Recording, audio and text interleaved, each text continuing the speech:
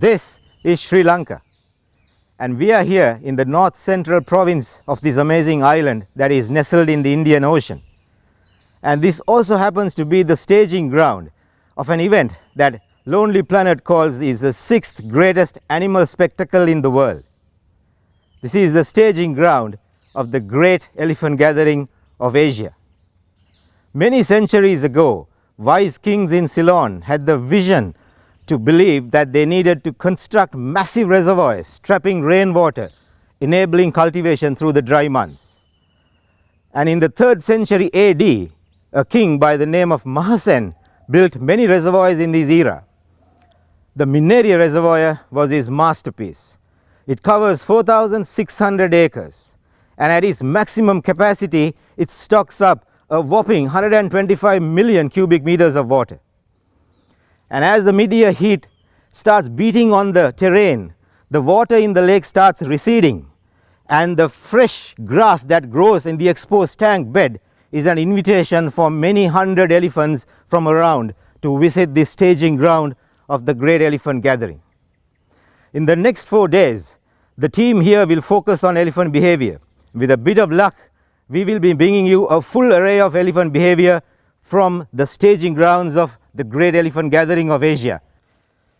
The Couch Safari has assembled a very passionate team to capture wild Sri Lanka and bring you all that information right to your TV room.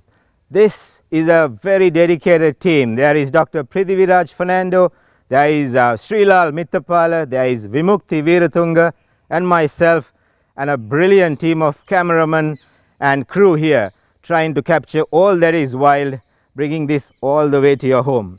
Couch Safari starts here, don't miss it. I have traveled the wilderness of Sri Lanka for almost 40 years. This November, we take you on a safari like never before, where we travel to see the great gathering of elephants at Minneriya and National Parks. Join me as we travel the wilds of Minneriya and to see the magic of this event that has now become the 6th greatest wildlife spectacle in the world. Sri Lanka is the best place in the whole world to see and observe Asian elephants. So we know many of the elephants as individual personalities. We then travel to elephant country, which is Udawalawa National Park. You will be traveling with a group of experienced wildlife photographers and enthusiasts who will be able to tell you lots of stories, lots of experiences, which is much better than a normal safari that you would go for.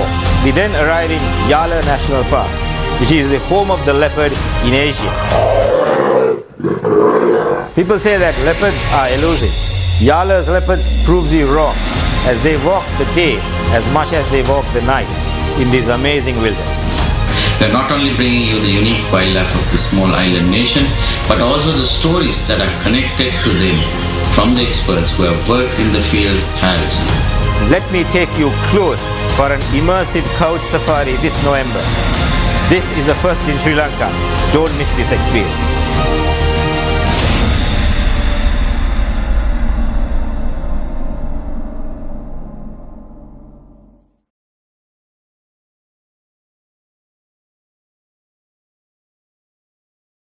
Rolling.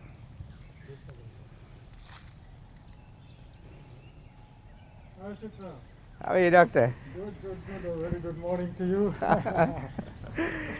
So the couch big one, yeah. 10 days of work ahead. Sure. The couch safari begins today.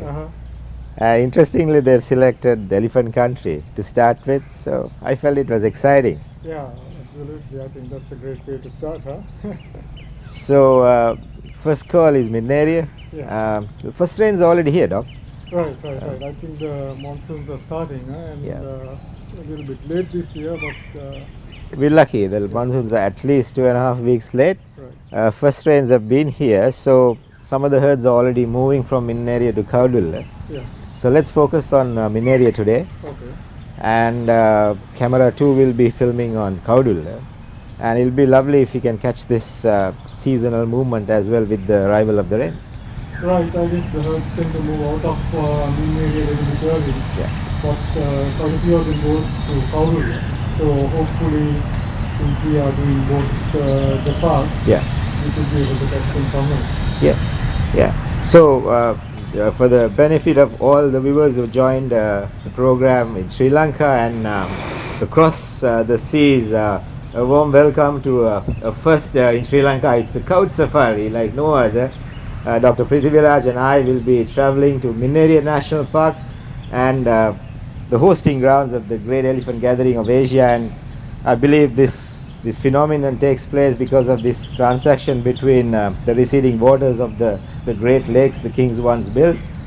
And interestingly, Doc, in the 3rd century AD, these kings built the reservoirs mainly to serve cultivation for humans. Today, that gesture serves both man and beasts alike. Absolutely, I think the system that has developed and has been going on for centuries has also greatly benefited the elephants. So yes, clearly it was meant for irrigated agriculture, but this is a very nice byproduct, and I would say that is symptomatic of Sri Lanka, where we have coexisted with elephants for centuries. Yeah. If you take the 13 West countries with Asian elephants, it's only in Sri Lanka that the majority of elephants coexist with people. I think this is something very, very unique. Amongst 30 to 50,000 Asian elephants in the wild, we believe Sri Lanka has almost more than 10% of it. Exactly. Actually, so 30 to 50,000, and if you take the elephant range, the global elephant range, Sri Lanka has only about 2% of the global elephant range. Right. Yet 10% of the population. 10 to 20% probably. That's serious. So yeah, so I think this is a big part of that are things like this where elephants have adapted to the changes in the environment brought about by people. And unlike in many other countries, Sri Lankans have allowed elephants to remain in these human-dominated areas, and they are doing very well. There is this inseparable connection between the love of elephants, almost to a point of respecting them beyond the level of looking at it as an animal species, between the culture of Sri Lanka over the centuries, continuing even today. That's quite magical, isn't it? Absolutely. I think historically and from our culture and food and religions also, I think the elephants are very, very important central part of Sri Lankan life. And if you just look at even today, the number of products that feature elephants. Oh yes. I think it's it's very, very ingrained in Sri Lankan life, the life of elephants. I think it's something inseparable. Yeah, it's a love that is almost unbelievable to fathom, because there is through the last 3 decades a conflict in the country where elephants does venture out into farmland and come into conflict with humans. Sadly, there are casualties on both sides. But one of the most touching, compelling things I've witnessed is there could be an elephant sadly losing the life through the conflict. And if he kind of falls in a village and he's struggling, the very people in the village are the ones who will come there, charm and say good things, hoping that the elephant will recover, and also feed that struggling elephant. So there is a conflict simply because the humans also try to protect what's theirs, and then that doesn't mean that there is a lack of compassion and love to that very animal who sometimes causes certain amount of damage to their crops. It's an amazingly complicated yet deep relationship. Absolutely. I think it's a very complex and complicated relationship, because it's an interaction between 2 highly evolved species. Yes. So it is indeed very complex, and the interactions in many cases are negative, and in many cases they are positive, some directly, some indirectly. So yeah, it's I think a very, very interesting collection of interactions. And with regard to conflict, yes, I mean Sri Lanka does have a high level of conflict, but that is also because we still have a lot of elephants among the people. So Sri Lankans do have this love for elephants, as you say, almost a veneration, and that is really the only reason that Sri Lanka is in the unique position of having such a lot of elephants in areas of people, which makes Sri Lanka the best place in the whole world to see Asian elephants. See, I can almost draw parallels between this connection of some animal species to veneration through religion and the gods. Now the elephant pretty much as highly respected because some of the great pageants in Sri Lanka has these elephants connected to religious events. And it can be Buddhism in that aspect. Now if you take as we travel to Yala, where the home of the leopard is, god Katharagama has chosen the peacock as the god's vehicle, and as a result, peacocks are almost never harmed by anybody. It's almost like this religious zeal that protects these animals. It's like almost God Durga choosing the tiger in India, and tigers are almost venerated by people, and that's a good thing, isn't it? Absolutely. I mean, I think it is great that people have love and respect and care about animals. So whether it is cultural beliefs, whether it's religious beliefs, or whether it's respect, the belief that every living thing has the right to live, respect to their philosophy.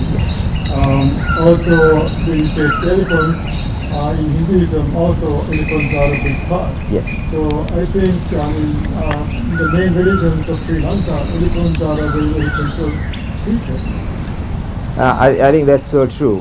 Whatever the belief you have, learning to respect that there is space for other species to live alongside the humans is what is the key thing. And once you learn to look at anything else that lives and walks around the same world we live in, and learn to tolerate and appreciate it, hopefully there will be space for others to thrive. And I believe that as it is said widely, we will thrive as a species as long as we let others thrive with us. Yeah, absolutely, and I think that fits absolutely very well the conservation, the wider conservation sort of philosophy with the philosophy and beliefs and culture of Sri Lanka. So if you look at the tourism aspect, when the gathering or the Great Elephant Gathering as it was branded by Sri Lanka Tourism way back, I believe around 2005, and it got a real shot in the arm when Lonely Planet featured this amongst the 10 most extravagant animal events in the world. For a tourism perspective, it is amazingly well positioned and placed almost in the cultural triangle. And entire tourism industry takes off in the country right here, because the tourists would fly into Colombo and the first port of call can be Habarana, Dambulla, Sigiriya, where there are dotted with star class hotels, and that is where they span out to see the first and the second capitals of the country. And Minneriya, which hosts this event, is just 20 minutes away. You can't get any better than that. Absolutely, I think this is amazingly accessible. I mean, it's not that you have to journey for days to get to this, global event. It is just there waiting for you. Yes. You're part of the hotel. Yeah. I think this is as good as it can get. For the foreigners, foreign visitors, the foreign guests who are joined with us, a special message for you is, if you are in Sri Lanka, as you start your tourist itinerary, or if you're a specific photographer like I am, who would go for an experience, this is as easy as it gets to see, observe, photograph and celebrate elephant behavior, because literally 20 to 30 minutes drive from a vehicle like this, you're inside Minneriya National Park, and on the right season, amongst 100 to 350 elephants every evening, grazing the full range of animal behavior there. And when the young ones and the families get into the water, my God, it's something to see. Yeah, I mean, it's really a wildlife spectacle. Ranking is the best wildlife spectacle in the world. So I think Sri Lankans And really, the really interesting thing is this is kind of a man-made phenomenon Yep. because these huge lakes that we call the reservoir. Lanka reservoir are actually man-made.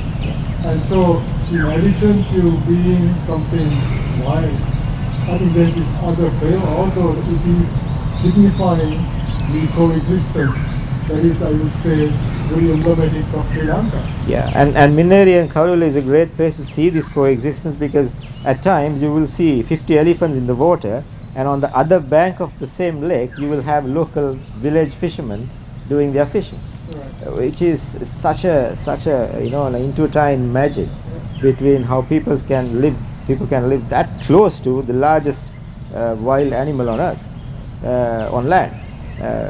And as a photographer, the backdrops, the mountains at the back, the green grass, the lake in the middle, and on a perfectly sunny day, it gets even better, doctor, because the duration is long. You're looking at an event that spans across easily 4 months of the year, in some years 6 months. Right. So you have the time, and if you're in the area watching the cultural sites or the magic of the cultural triangle, you do 2 evenings, you just can't miss it. Yeah, I think that is also a very important thing, that this is an event that is spread out over a long time, which gives a lot of people the opportunity to fit it into their itinerary. So today, Dr. Pruthu and myself, we are filming and taking you on the couch safari to Minneriya National Park, and crew 2 is at Kaudula with, as the doctor said, the first herd's already moving towards Kaudula with the rains. We will bring you footage from Kaudula as well, and once we finish Elephant Country, we drive cross country towards Uduvalava National Park. It's again elephants, but of course Uduvalava is more than elephants. You can see beautiful birds, you get the birds of prey, and with a little bit of luck, maybe the leopard.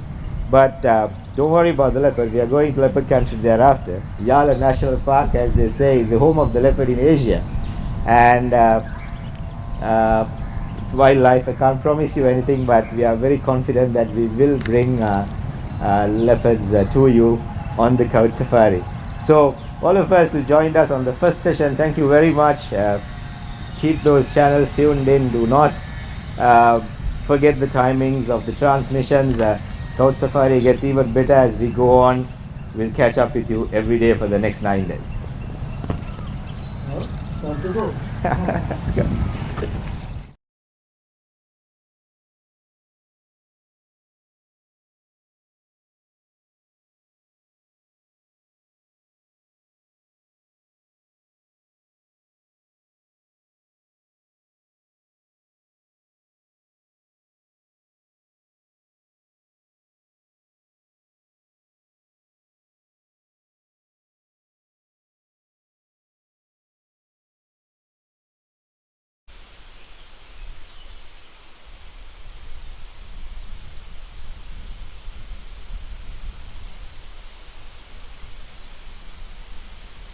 Good afternoon, good morning, and good evening for all our viewers who are joining from all around the world. My name is Vimukti Veeratunga.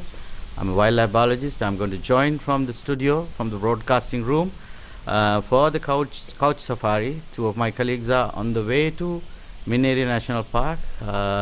We can see that the approaching roads towards the main grasslands in the Minneriya National Park. Let's see what we are going to see from their cameras. Stay tuned.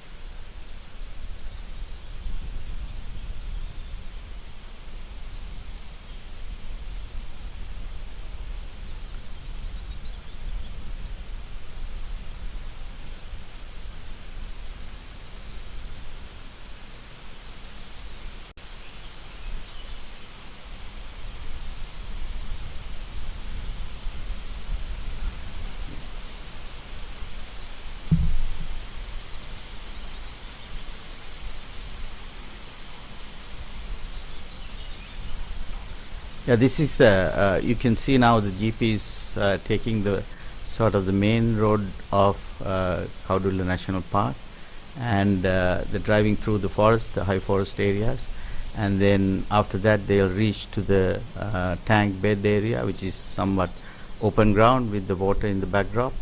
And so this particular forest type, we call it dry zone forest. In Sri Lanka, we don't have there's no defoliation in our forests. Although it's called dry zone forest, there had been some rain. That is why you can see it's nice and green now these days, and we can expect some more rain. The monsoon is around the corner. The skies are rumbling already, and so they are slowly approaching through the forest to the main weaving areas.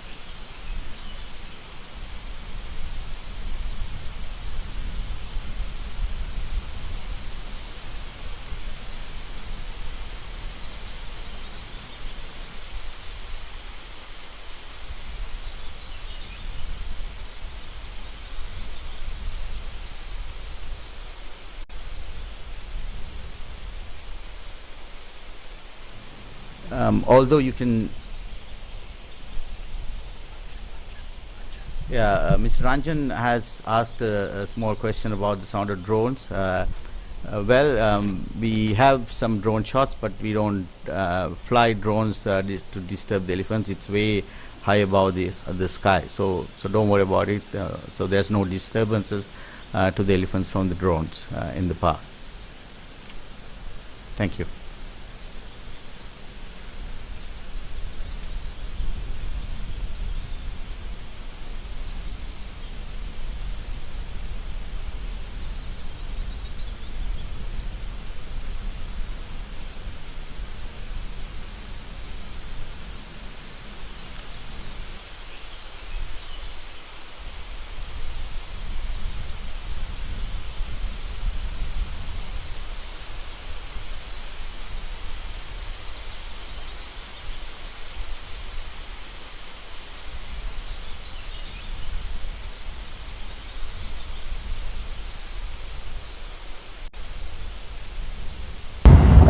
What is the real essence of why does so many elephants congregate towards Minneriya, and what attracts them like a magnet every mid-year to this part of the country? Well, if you take Minneriya and Kaudula, they are situated at the central feature. It's a very large lake or reservoir. And if you see beyond this, I think they have been removing the thing because it seems to be spreading to some extent. Yeah. And as far as is known, I don't think elephants feed on it much here, but in India they certainly feed on the bamboo.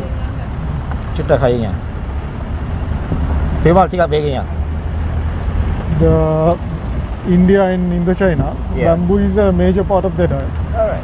So even Thailand, Myanmar, a lot of their food consists of bamboo. I suppose the abundance of grass in the middle of the park possibly discourages them to kind of feed too much on the bamboo. Correct. So elephants will always choose what is better. Like us, I suppose. Exactly. So that's why they are also attracted to crops, Yeah. because even however much food there is in the forest, Yeah. crops are always much better.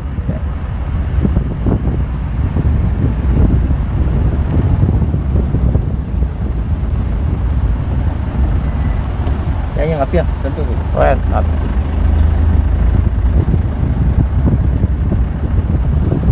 Kingfisher. It's called something. there's a white paradise flycatcher as well. You can still see fluttering around here. Okay.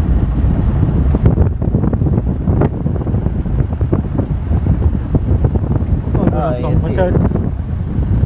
First macaques in the park, yeah. By the road you can take it. Stop.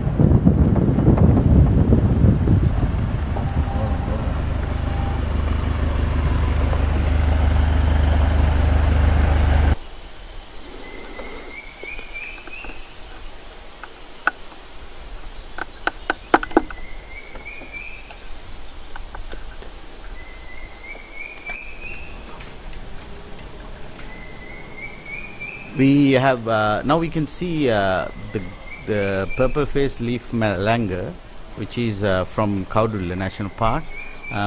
The purple-faced leaf monkey is very common in the wet zone of the country, but the dry zone species, this particular species, is somewhat rare. So that is why we have taken this footage for our viewers to show.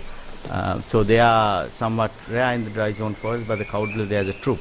The special thing about these particular leaf langurs, they are mostly occupying the riverine forest, which is the very shady and very cool riverine areas. They don't go to the open forest areas. They never go to the ground, and they are truly leaf langurs that are occupying the trees most of the time.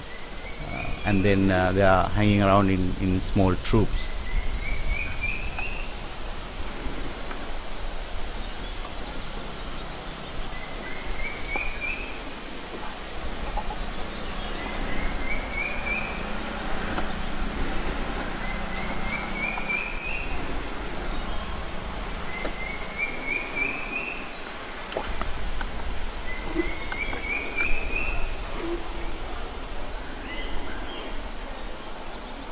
Yeah.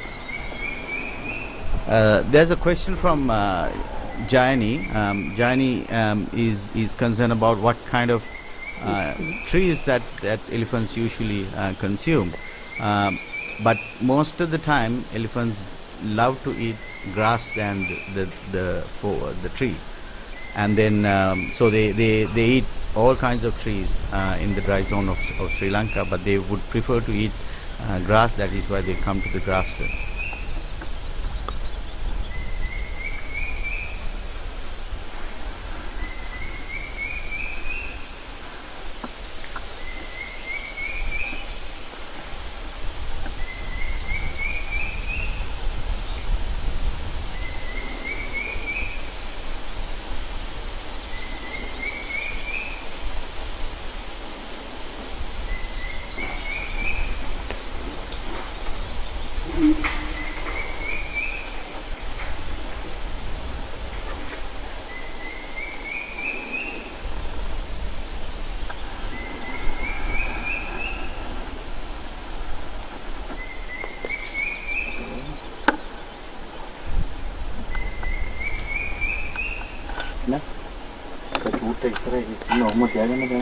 हरे अभी हो गया सब set Hare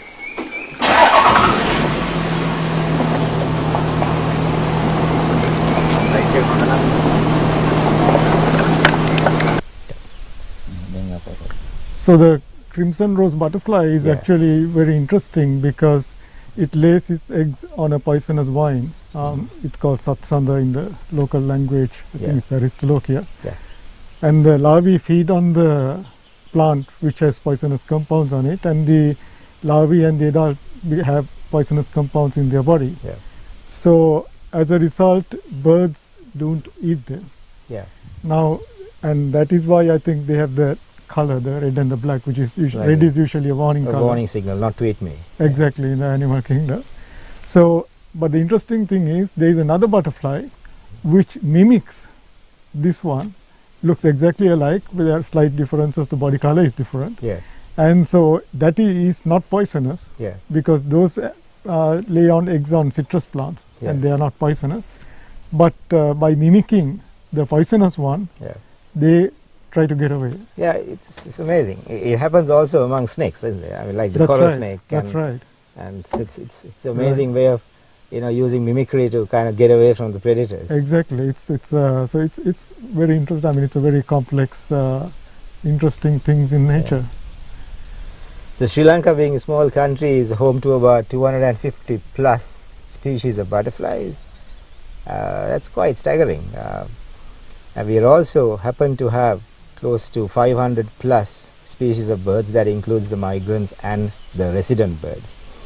So even when you compare this with the giant neighbor we live next door to, India, which has close to 2,000 birds in a land size that is less than 60 times smaller, mathematically Sri Lanka can be about 20 times more dense in the bird population than in India. So that just speaks so much about the wealth of Sri Lanka's natural world. Absolutely. Sri Lanka is, I think, definitely a hotspot for Amazing. wildlife, biodiversity. Let's roll. Come soon and come to the rhizome. No, these two different species. So the black one is rare in the rhizome.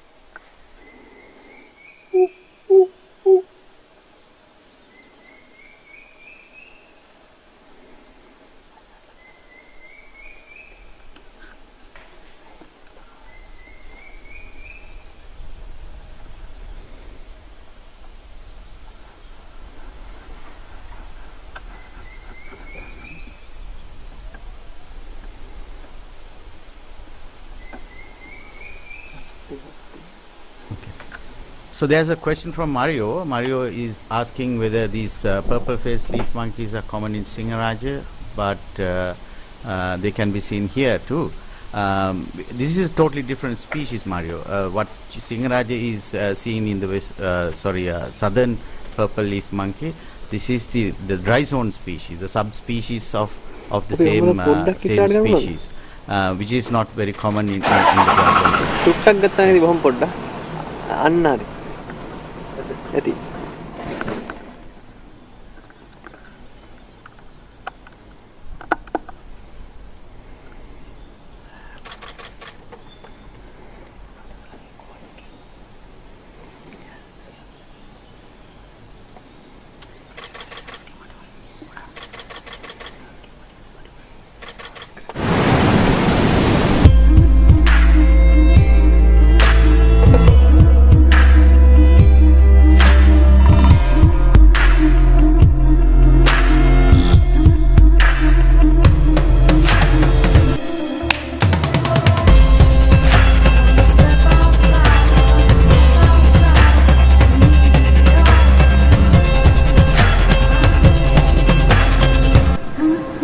Inspired moments with cinnamon hotels and resorts.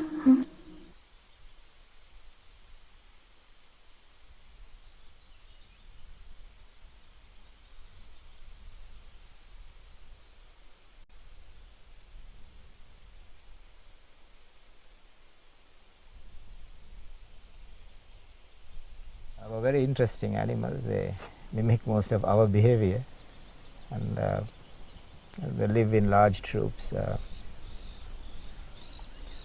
So the grey langur or Hanuman langur, as it is known, the other primate species in Sri Lanka have a number of subspecies. With the grey langur, there's only one, but there is another subspecies in India. Yeah. So ours is a little different. That's why it's recognized as a different subspecies and not a completely different species. Yeah.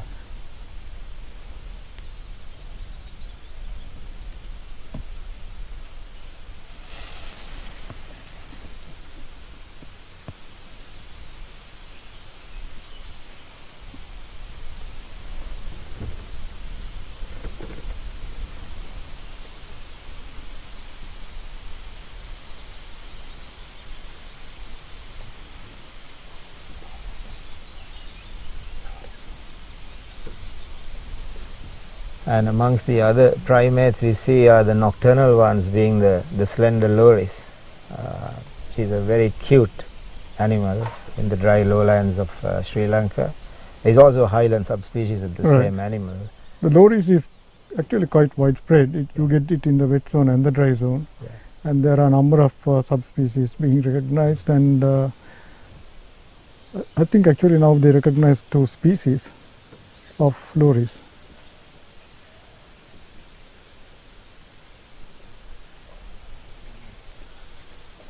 Three subspecies in the dry lowlands itself. So it's quite an interesting animal, but sadly one species very difficult to film. Right, because they are pretty much nocturnal. Pretty much nocturnal, and they come out by 6:37, and within the next 45-50 minutes they keep climbing the trees, and then they're at a very high canopy level.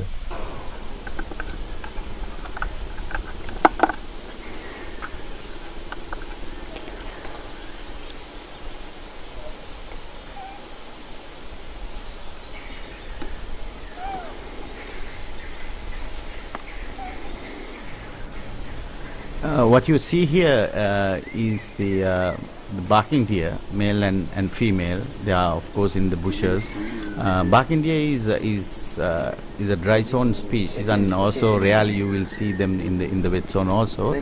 But in Kaudula National Park, it's not commonly seen. So we were very fortunate to get some footage of this pair. Yeah, we are very fortunate to get this footage of pair of the barking deer. This is a reddish deer, and the male has very short antlers, and the female doesn't have antlers at all. Extremely shy animal, and they usually run away from any disturbances. So you can see that they are usually walk around in the bushes and in search of food.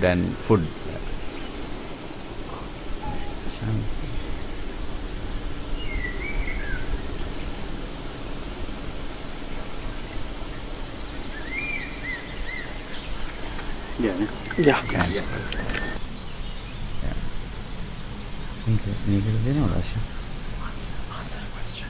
Yeah. Mr. Ashan Seniratna asked about the bear monkey, which is the another subspecies of the purple-faced leaf langurs. The bear monkeys are living in the very highlands, high elevation forest in Sri Lanka, like the Horton Plains and the Haggal area. They are actually, because of the temperature and the different environmental conditions, they are much more shaggier.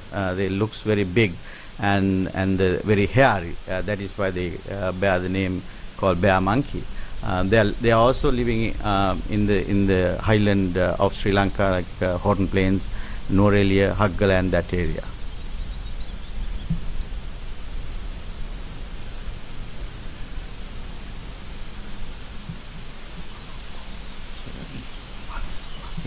Surani,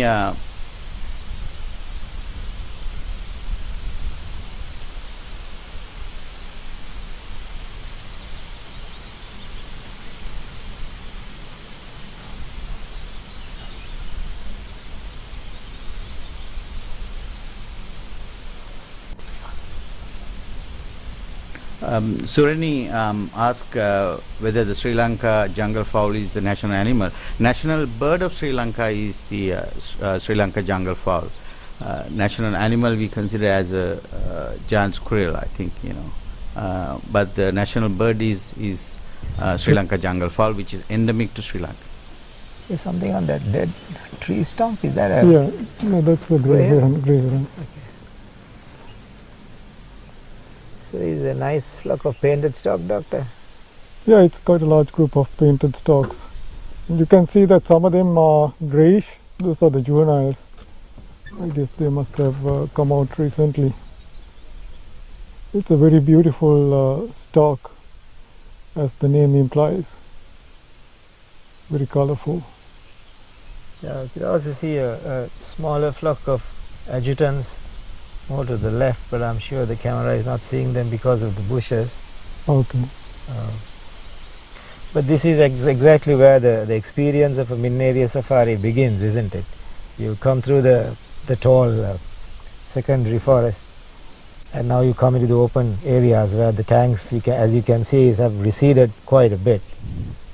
And this is the staging ground, so this really becomes the location where the elephant gathering itself occurs every year. Right. Yeah, I think it's quite a nice change to suddenly emerge into this. It's almost like a theatre. Yeah, exactly. Yeah. I think there's a little bit of a pool there, so I guess the painted storks are probably feeding on that. So the first rains of the northeast monsoons have already come down. You can see little pools of water, and that's where the water birds are taking the advantage of trying to catch the frogs that probably came to life with the first rains. We drive a little further and see whether we can catch the herds.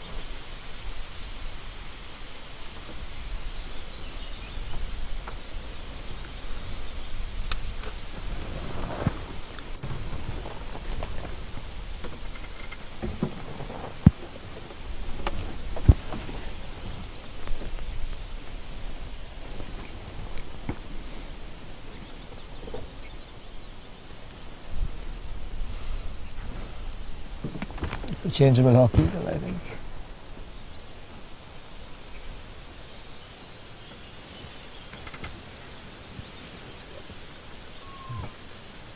You probably do know.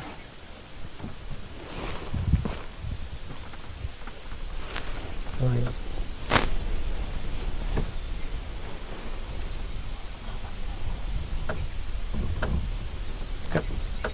Yep, you are.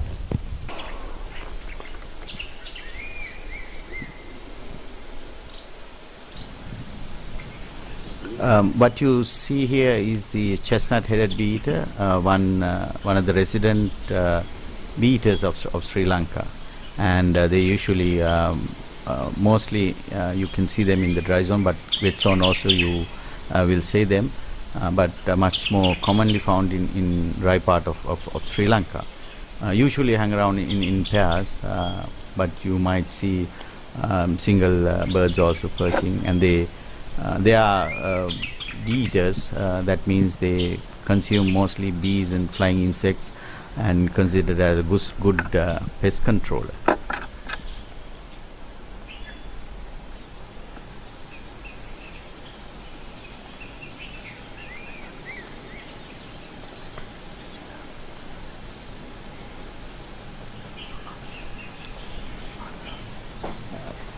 Mr. Lairu Jaman asked whether this great gathering is threatened.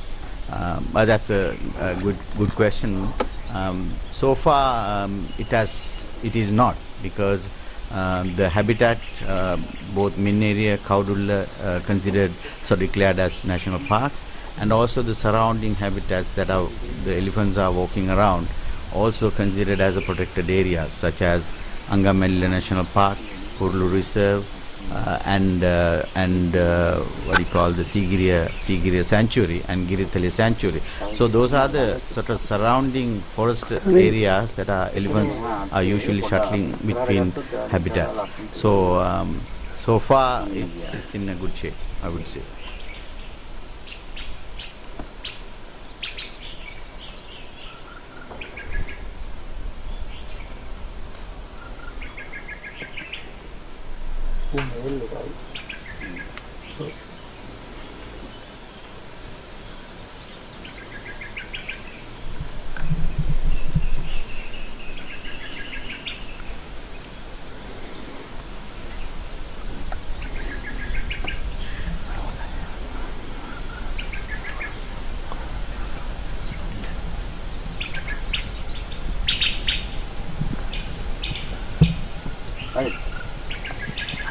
What do you wrote?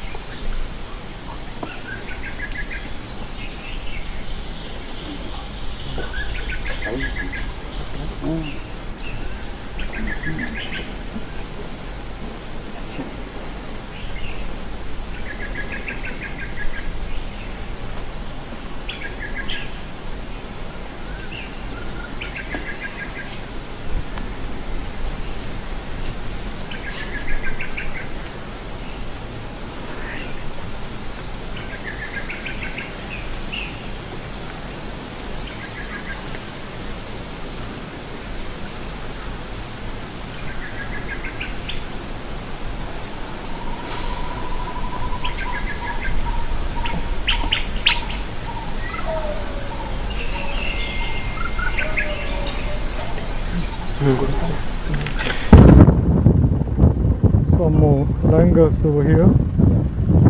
Yes, they are very pretty versatile primates. They feed on the ground, they feed on the trees. And the recent little bit of rains have sprouted the trees with new leaves, and you can see the langas feasting on it. Sitting there and munching on it. There's safe grounds for the langas here because very, very small population of leopard at Minneriya. Right. But you don't see the langas this relaxed in Yala, where there is a much dense population of the big cats. They'll be very, very cautious and spend very little time between trees.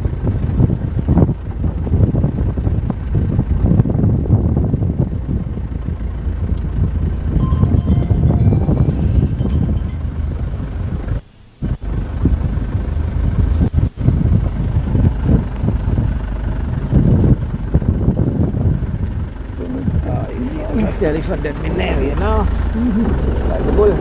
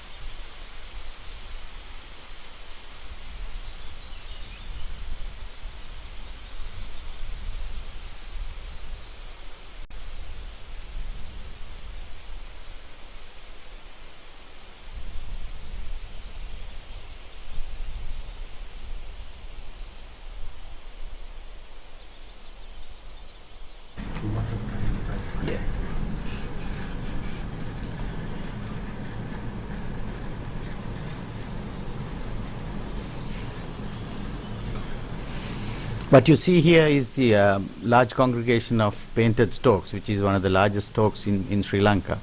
They love open wetlands like Minneriya and Kaudulla, and with the rain, of course, some of the activities have started with the bird life, and so they just stay in the grasslands, and when the time is right, they will get into the water and start fishing. They love fish and frogs, and then that's what they are waiting for.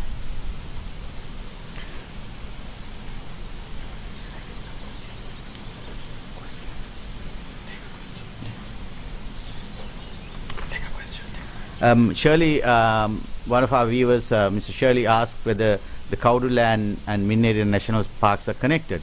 Yes, Shirley, they are connected. That is why the elephants are shuttling between these two national parks very often. So that is why it is important for us to continue this continuation so that they have a free movement.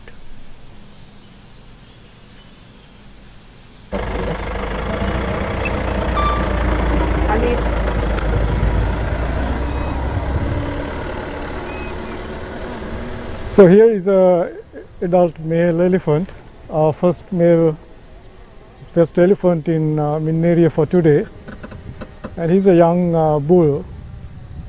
Landing. Arangan prima.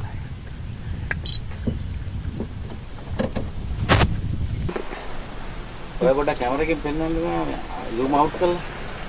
Oh, zoom out. Oh, this. Ane, alla ini me. Hari. Oh, this is again that chestnut-headed bee-eaters. Three of them are there. One pair and another, maybe another separate male or so. And you can see that they just interact and they just come back to the same place. That's usual habit. When they sail out to the open areas and then try to catch some bees and then come back to the same place. So if you keep the camera and stay focused in the same area, you will see their activities, their behaviors very easily. Beautiful resident bird of Sri Lanka.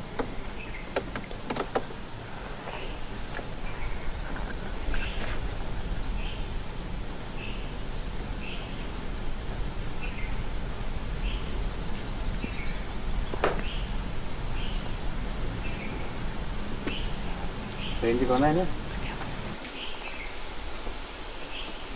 ටික ලස්සනට තියෙනවා. මාර ලස්සන තියෙනවා. ලස්සනයි ඔව්. very nice. ඊළඟ action එහෙම. ඔව්. ඇක්ෂන් හොඳයි. දැන් තීරණානේ. තීරණා. The training.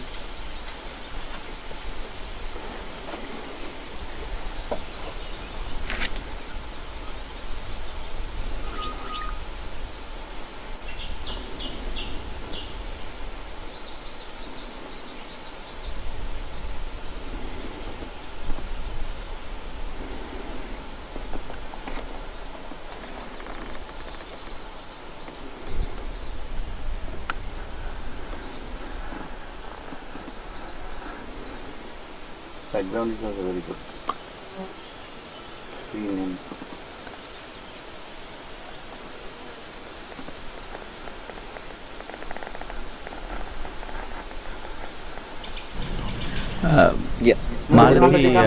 Malathi Knight asked whether the Kurulu Reserve, which is also in the same area of the Kaudul and Minneriya, is also connected. Yes, Malathi, somewhat connected, but there is a Trinco Habarana main road is bisecting, sort of going through the Hulu Reserve. But the elephant movement is there, and the elephants freely they can easily move from Minneriya, Kaudul, and also Hulu Reserve. In fact, their usual annual movement is also connected to the Hulu Reserve. The Hulu Reserve is managing by the Forest Department of Sri Lanka. It's a different department, but two national parks, which is Kaudul and Minneriya, is managing by the Department of Wildlife Conservation. But it's the same habitat that the elephants are roaming around.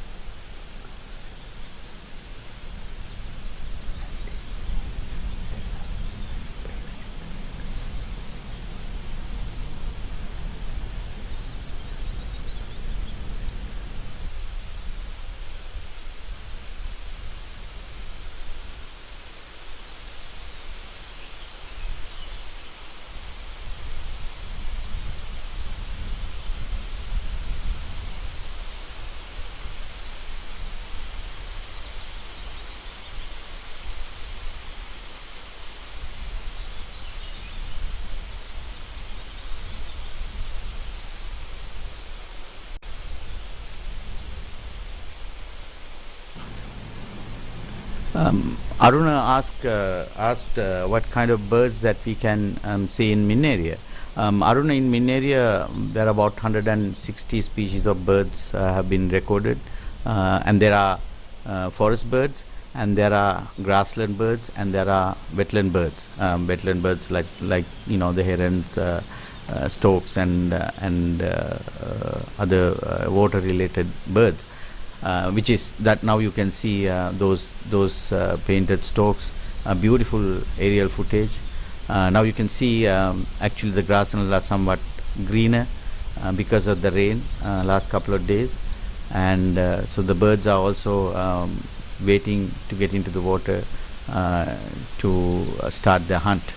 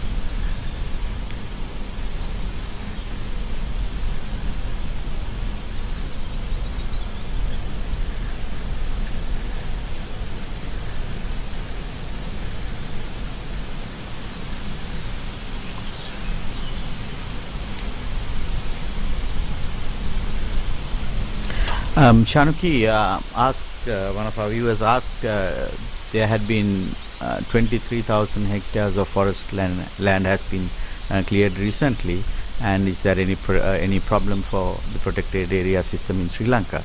Shanuki, yes, of course, any clearing of any forest has an impact to the not only the protected area but also the animals that are living in these habitats. In fact, the habitat fragmentation, habitat clearances is one of the main factors for decreasing the biodiversity and a negative impact for any species, mostly for the smaller species, more than the big species that are living in these forests. But it's an unfortunate situation because of the island, and land area is not increasing. People are also need some land for agriculture and things like that. So it's a tough call for the administrators and also the park officials to maintain the forest cover in Sri Lanka, which is very high. About 22% of the forest area belongs to in Sri Lanka. So that's a very high percentage. But we need to have good plans to maintain that remaining forest cover, so that we can make sure that all the things that we see today will last for the next generation, will have the long-term survival. Kanya Ama asked whether we will bring spider images in this stream, in this program. Kanya, unfortunately we don't bring spider images because we have to get down and film them, but in Kaudul and Minneriya National Parks they are full of elephants, so we don't want to put our crew life in danger because of the elephants commonly found in these two national parks. And this is also live streaming, so unfortunately we don't bring any spider footage in this live stream.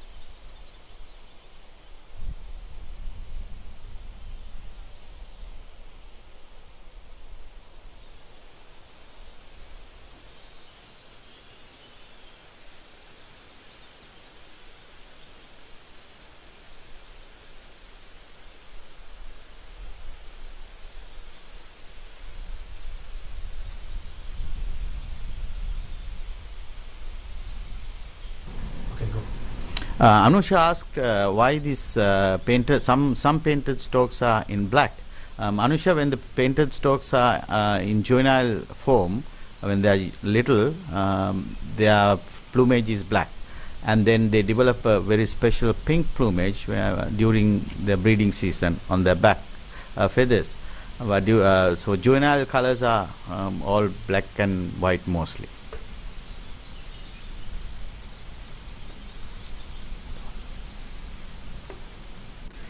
There was another question from Nilu Dunuvilla. Nilu asked why the leopards are not there in Minneriya or Kaudulla National Parks.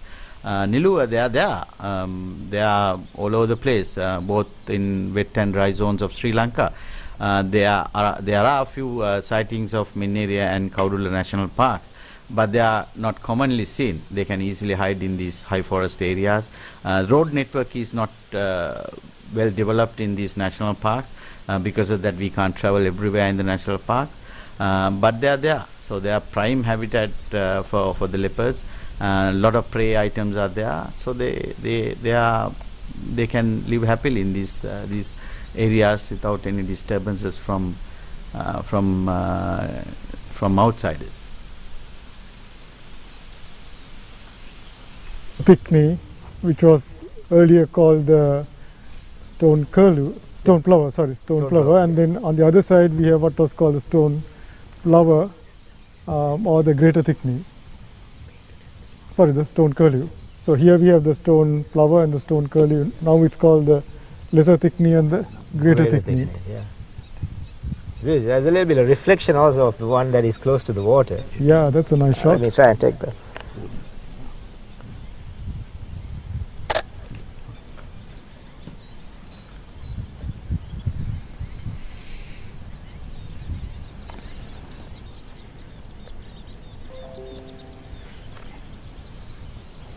The thickney is kind of notorious to have this habit of sitting on their bended knees. Right, just like also the Dididuit or the lapwings, they also have the same posture, where the legs bend forward basically from the knee forward, and they sit down like that.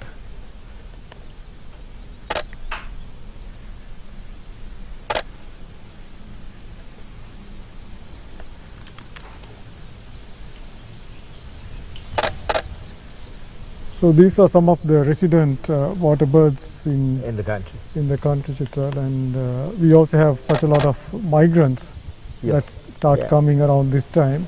Yeah, it's November already, so I think migrants are well on their way. Right. I've seen quite a bit of swallows already in the southern sector. Yeah, the pittas, the swallows, the blue-tailed bee-eaters, they're already here. And we also get a lot of the waders. Hopefully you might see some of them also. This is a great place to Minneriya is a great place to see a lot of the waders also. Yep. So as the elephants slowly move out from Minneriya towards the lesser waterlogged Kaudulla, with the initial rains, Minneriya becomes quite a paradise for water birds. Absolutely.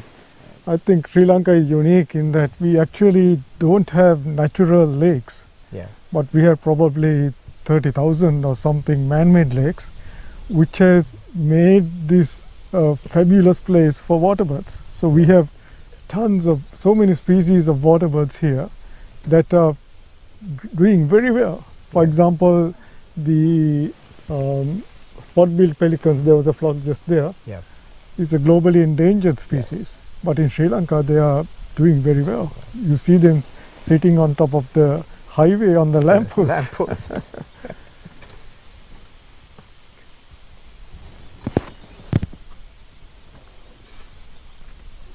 It's interesting to kind of note how the ancient kings had the wisdom to cultivate the dry zone, and they found this ingenious method of creating reservoirs to trap the water, and they left the wet zone as it is, almost like a treasure trove for the catchment of the endemic animals plus the watershed, without disturbing that. But then there is another school of thought that they would have done that because the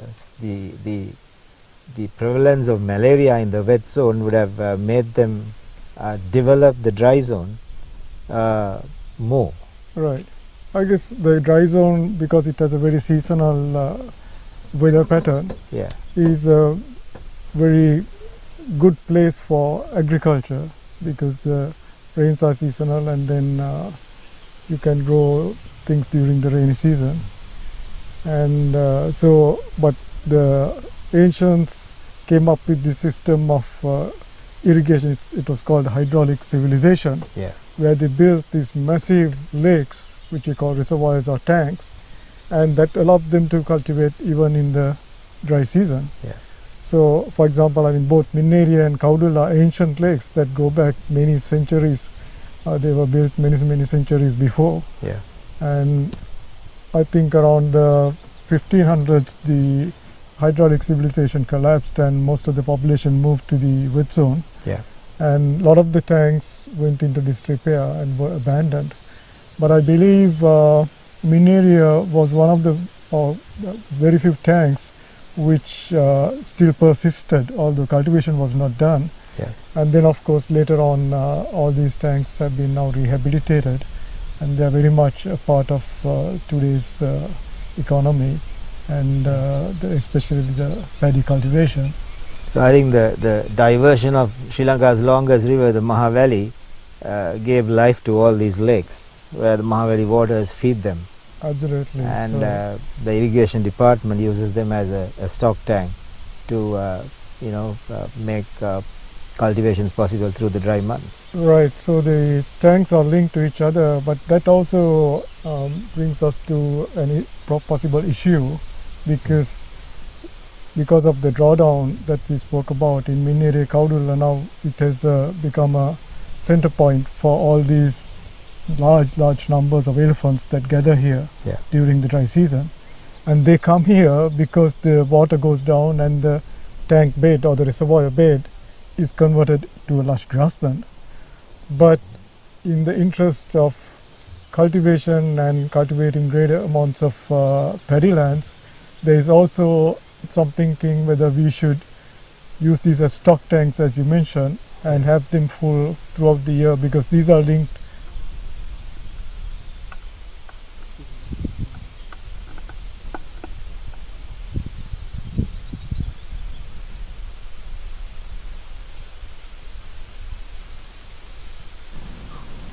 What you see here is the brownfish owl, which is one of the larger owls of Sri Lanka. Can be seen in both the dry zone, and you can see how he's puffing his throat area feathers, because he's communicating with his partner on the other tree, and we have seen two on the other side of the road. And it's a beautiful owl, larger owl, and in fact, as its names apply, it's they catch fish. They get into the water, small shallow water pools, and they catch fish. That's how they got the name called fish owl. Beautiful owl. And this owl can easily be seen in daytime also. That is the beauty of this particular owl. Most of the owls are nocturnal, but this one can be seen in the daytime also for wildlife lovers to enjoy this sighting. There's a question from Indu, whether there is a routine for elephants in both in Minneriya and Kaudulla, a daily routine. Usual daily routine is basically they come out to the open plains after noon or 1 o'clock, depending on the weather condition. Rainy days they usually don't come out, very rarely come out. But if there's a hot sunny day, they come out around 1:30, 2 o'clock, and then they start feeding on the grassland, open grassland, and they get into the water and play, crunch, get the water and then around evening, night time, sometimes they stay in the grassland, and sometimes they go back to the forest, and they come out again. And also there's a seasonal movement from one area to the other. So that's the usual daily routine. But they don't travel too far. In Sri Lankan elephants, they don't have long distance traveling or migration pathways, but they hang around in the sort of a same area, I would say. within their lifetime. And there are some animals that roaming little further away, especially the male animals, but not like Africa. We don't have a long distance migration. Of course, we are a small island.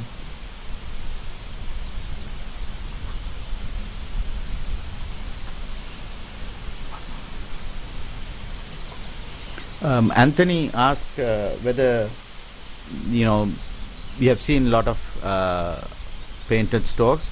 What about the adjutant storks and the woolly neck storks?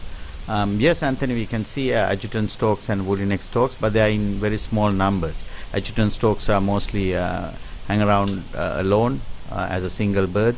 Sometimes 2 or 3 birds congregate, but they are loners. So does the woolly neck stork. Sometimes the woolly neck storks you can see few small flocks, 20-30 animals, but they are mostly loners. But the painted storks are mostly feeding in flocks.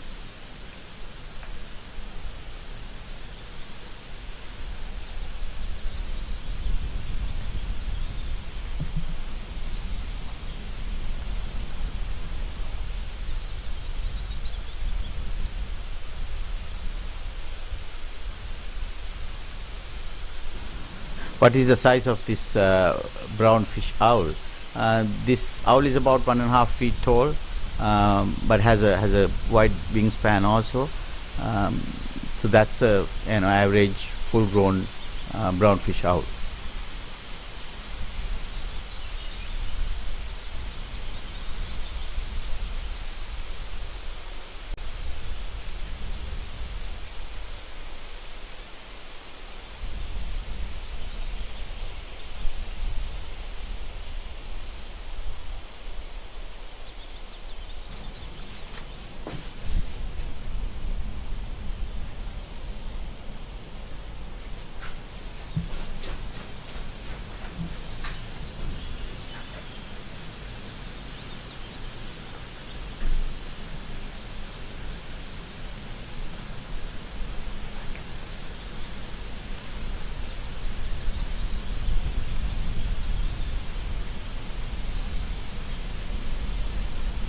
Arun asked whether how can we identify, how can we differentiate male and female painted storks. Arun, it's very difficult to differentiate male and female of painted storks. Some birds you can differentiate male and female very easily, but some birds you can't. Painted stork is such bird that you can't, very difficult to distinguish male and female. So does the brown fish owl. Brown fish owl that you see is also very difficult to distinguish male and female.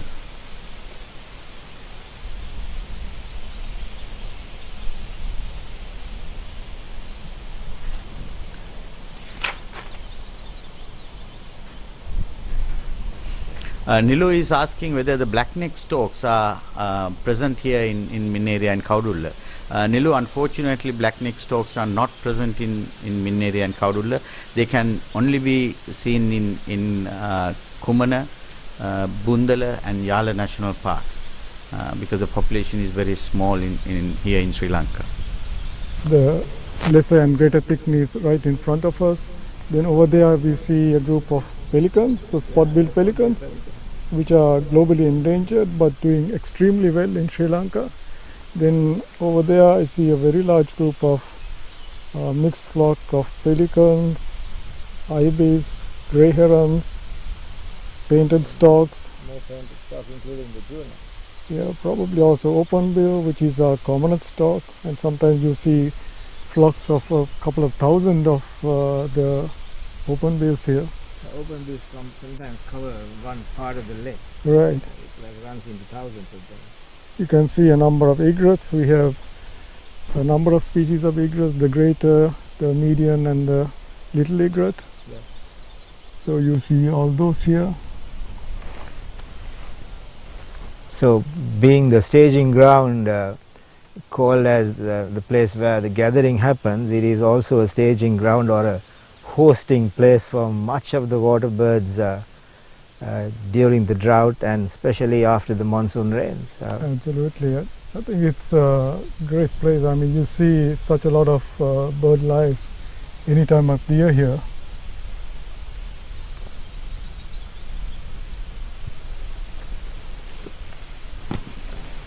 A nice shot with the sun rays, huh? Yeah, it is. Tough to get, huh? Need a very wide lens for that. Okay, අපි යන් යනවා. පියමල් අපි යන් යනවා. ඒක හැබැයි හරිනේ. මොනාර අතු ආරම්ම. ඔය චුට්ටකින්. දාන්න film. This is the other brown fish owl I was talking about. He was on the other side of the road, but very close to each other, and they're communicating each other with a small boom sound, and they're responding to each other. Maybe they're courting, who knows? But that's also a very good specimen, and you can see how it conceals through in the foliage. No one can see it. Only the keen eyes can observe these owls. Beautiful specimen. You can see the color of the eye, and beautiful coloration of the plumage, and very relaxed. You can see put his foot down and very relaxed, despite the fact that we are filming it.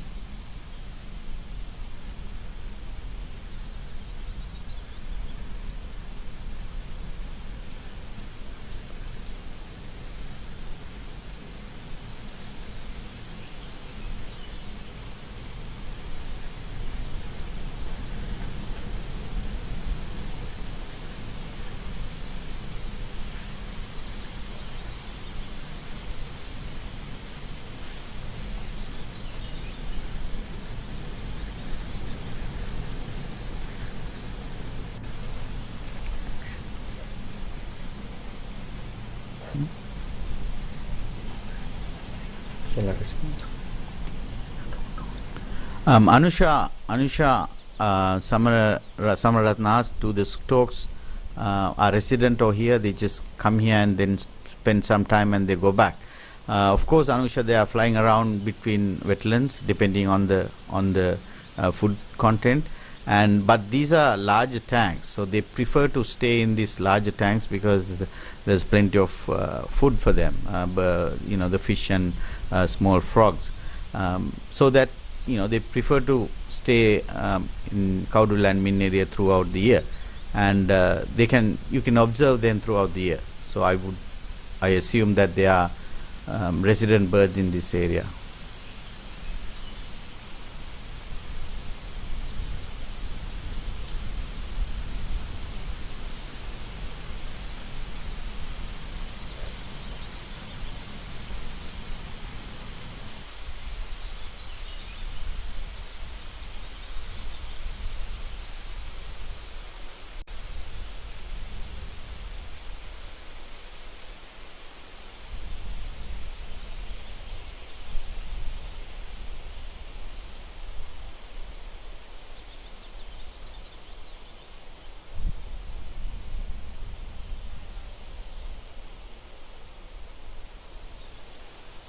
Spoonbills in Minneriya National, Minneriya and Kaudula.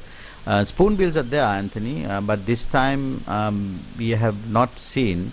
Usually we see few spoonbills here and there, but this particular episode we have not seen any, unfortunately.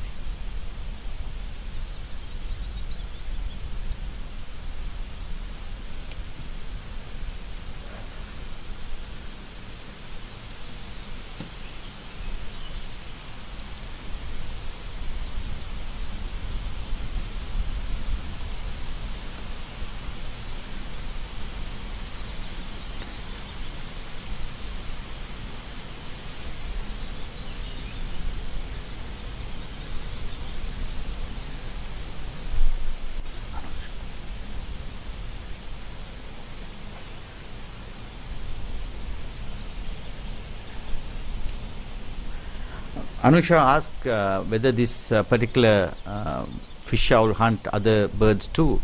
Yes, Anusha, they are very opportunistic. Sometimes if they get a smaller birds that they can hunt, they'll go for that. Yeah.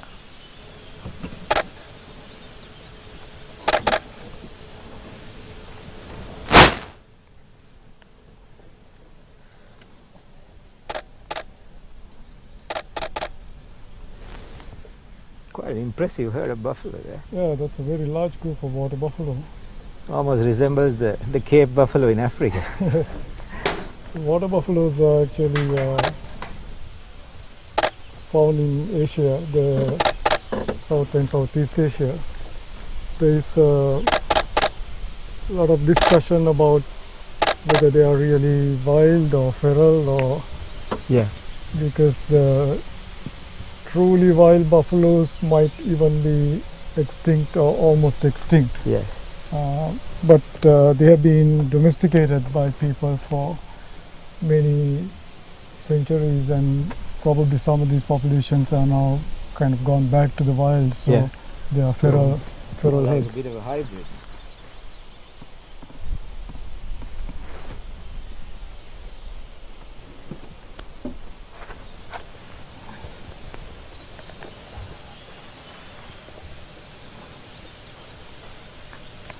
There are a lot of open base there too. Yeah, it's good if you can find 25 elephants, you can start talking more with the elephant behavior. It's really nice. Pimal මේක බාපු ගමන් යන් අද පැත්තට.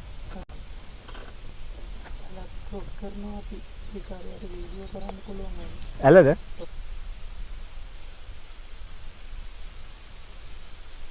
නෑ හැම කරන්න අප්පා. That's not a good thing. We should අපි පොඩ්ඩක් උස්සන්න ඒක නේ. හොඳ නෑ සතු බය වෙනවා.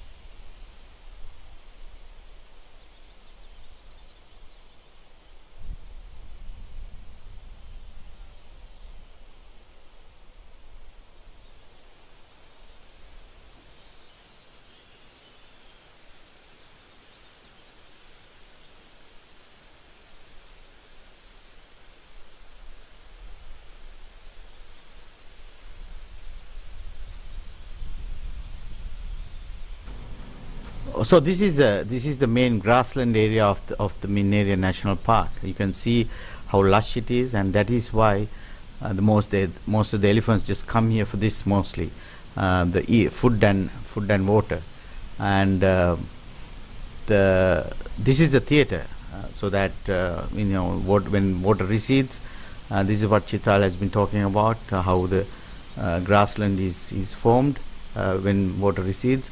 And elephants come and eat plenty of this grass, which they love to eat, and then they get into the water and play and do all kinds of interactions, and that is why it is great for them, because they have everything what they needed for their survival.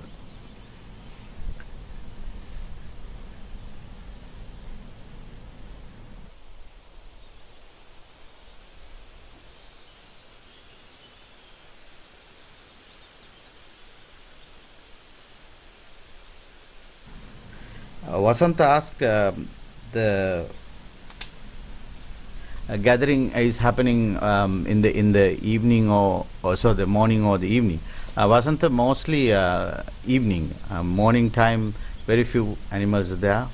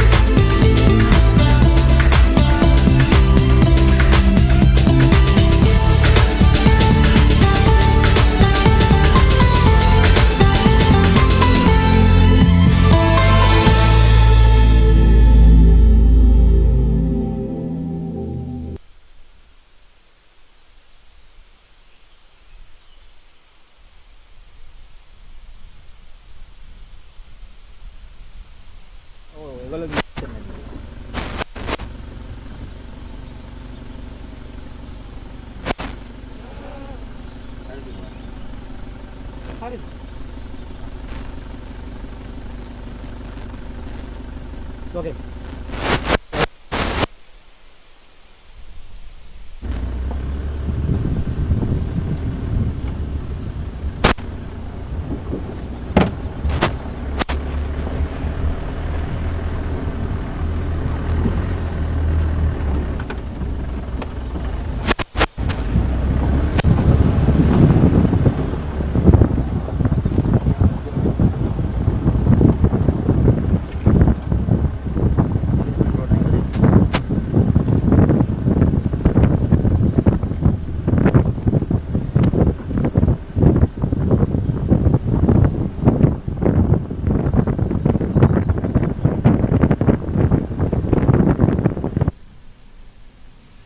Now you can see the setting of Minneriya National Park.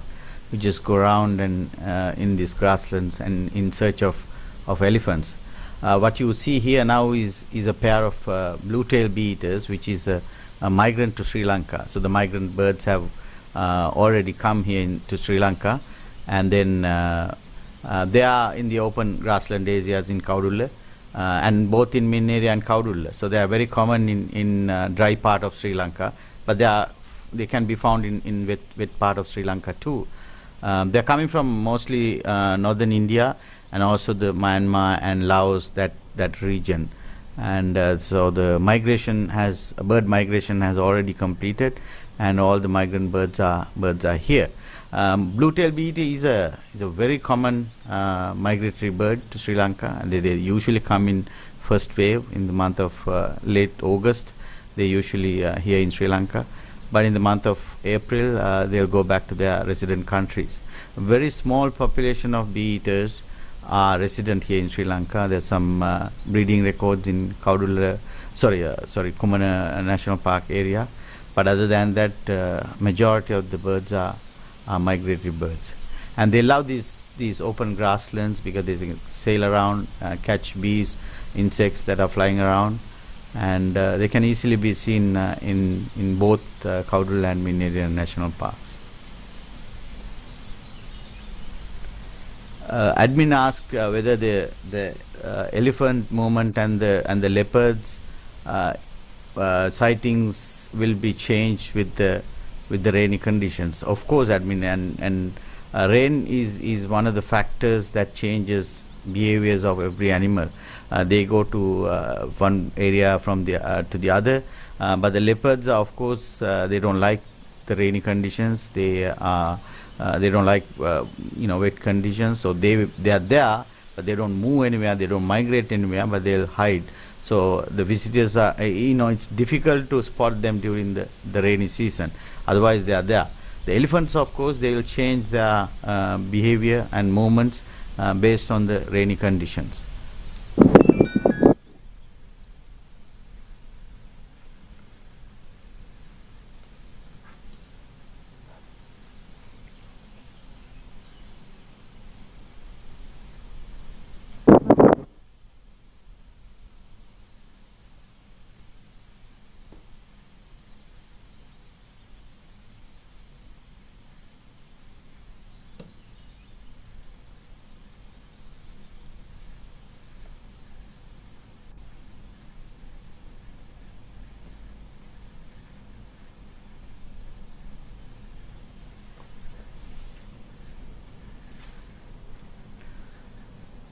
Sonali asked whether we can see peacocks in Minneriya and Kaudulla National Parks. Of course, Sonali, they are very common in these national parks. We might be able to get some footage later on. Let's enjoy the elephant sighting in Kaudulla. Let's go back to the camera, original camera. Typical Minneriya evening, and the typical activity we would like to see. It's beautiful. The water levels have receded a bit again. But what you're seeing now is like a simple, it's almost like a sample of what the real gathering is. In peak months, before the first rains, before the irrigational waters stock up Minneriya, in about the mid-October period, on an evening like this, you could easily count 100 elephants on each side of the lake. Right, I think, I mean, altogether we have actually identified more than 350 individual elephants here, and the numbers are still increasing. So there is a very large number of elephants that gather here. In the final count, I think it will be many hundreds more. So this is really a unique situation, I would say, in all of Asia, where you see these large groups of elephants gathering together in the dry season. And the main reason they come here is for the grass. As you see now, if you look at all these animals, all of them are feeding on the grass. So grass is very nutritious, so it is extremely attractive to elephants. So this female that you see, the older female here, is actually being, it's a female that we know. So we are trying to figure out the social association among these elephants in this situation, because you see such a large number of elephants. It is not very clear what is actually a social group, or what are they just gathering because of a common resource. So the idea is to try to figure out the social dynamics of these elephants, which is, I think, very interesting. And this is one of the few places in the whole world where you can really do this. So it is widely believed that elephants has a complex way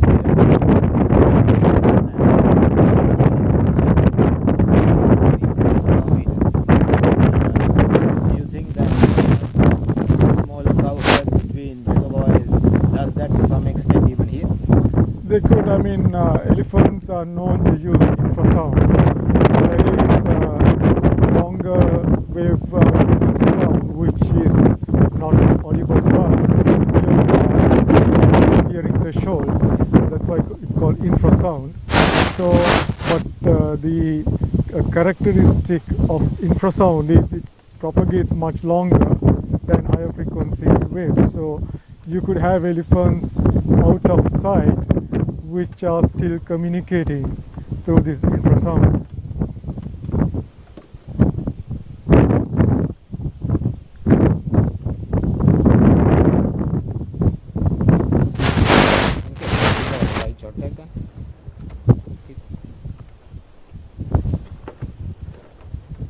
Take a 3-minute clip.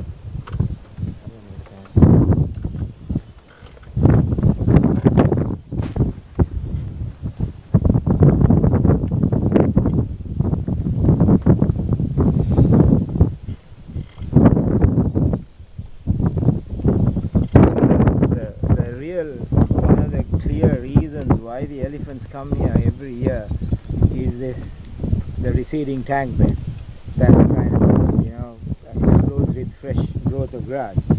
So in other terms, Doc, it's something like this interaction between the receding tank bed, the fresh growth of grass, and an adjacent shrub forest that acts like an invitation for the elephants to keep such large. It's really the food that really attracts them, because this great resource comes about right in the middle of the dry season. There is a lot of food scarcity, so this is something that is extremely attractive to elephants.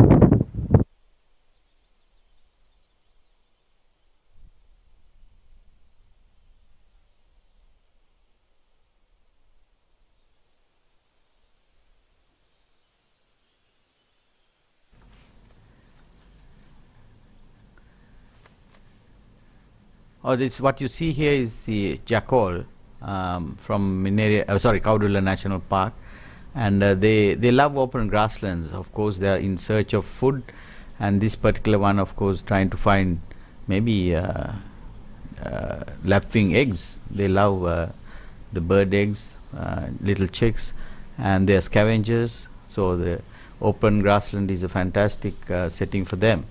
And let's see how they jump around, and because of the rain is coming, and they see some environmental changes are coming now. So that is why they are behaving differently. There's a question from Nilu whether we can see whether the twins baby elephants that have been reported very recently. Yes, Nilu, the twin baby elephants are spotted in Minneriya National Park.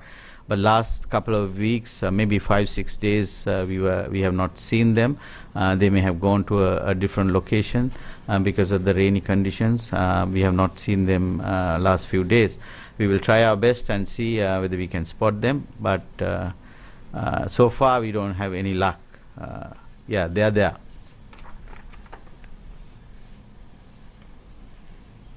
And Tivendra asked whether visitors can get down in these parks in designated areas.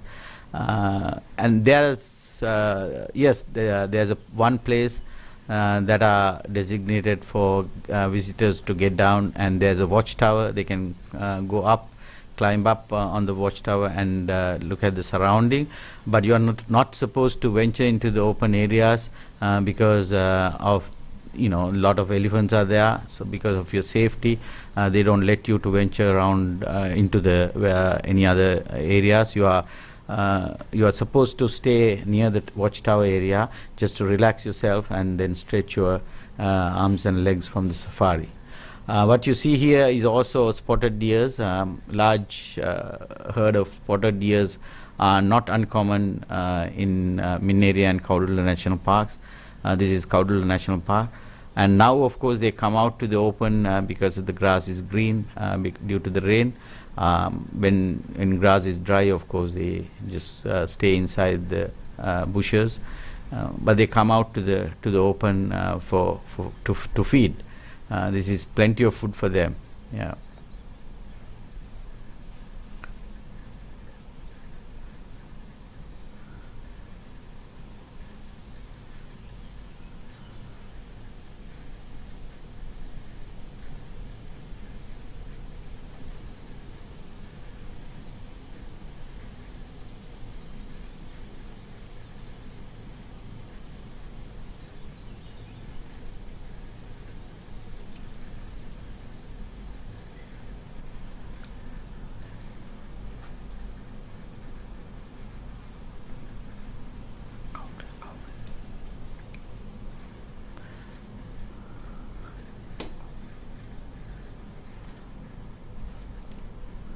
So what you see here is a small herd came out to the open for feeding, and little baby elephant just walking around all by itself.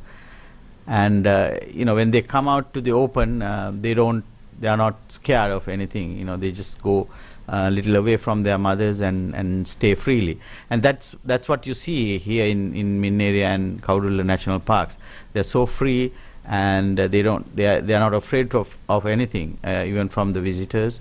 And if you keep the distance from them, and they are perfectly fine. You can see the picturesque Kaudula National Park now, and surrounding hills in the backdrop, and it's a fantastic setting, and any visitor can enjoy this sighting, and very few places on the planet that you will see this kind of picturesque place.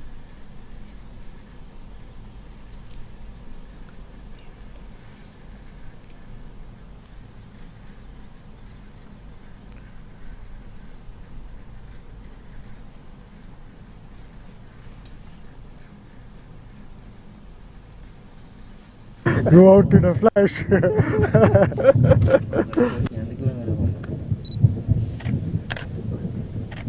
අපි දැන් මෙයාලා ගැන කතා කරනවද? ඔව් නේ පොඩ්ඩක්. මෙයාලා ගන්නවද? අපි කොන්ද? අපේ මයික් කොන්ද?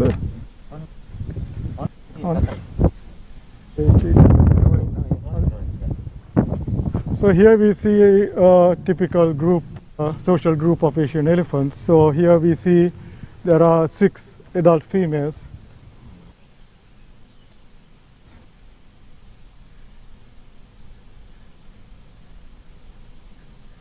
Juveniles. So the Minneriya Kaudula elephants that come to the gathering are probably the, I would say, the best elephant population in Sri Lanka, because they have a very, very large protected area network where they can range inside without any problem from people. So, and as you see, the body condition is very good. So they are doing very well. Some of the larger ones, there is one male, it's like a sub-adult male, but the one in the middle, he's a,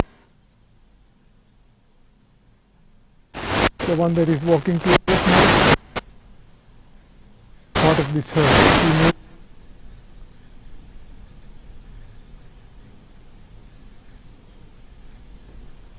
By the time they come to what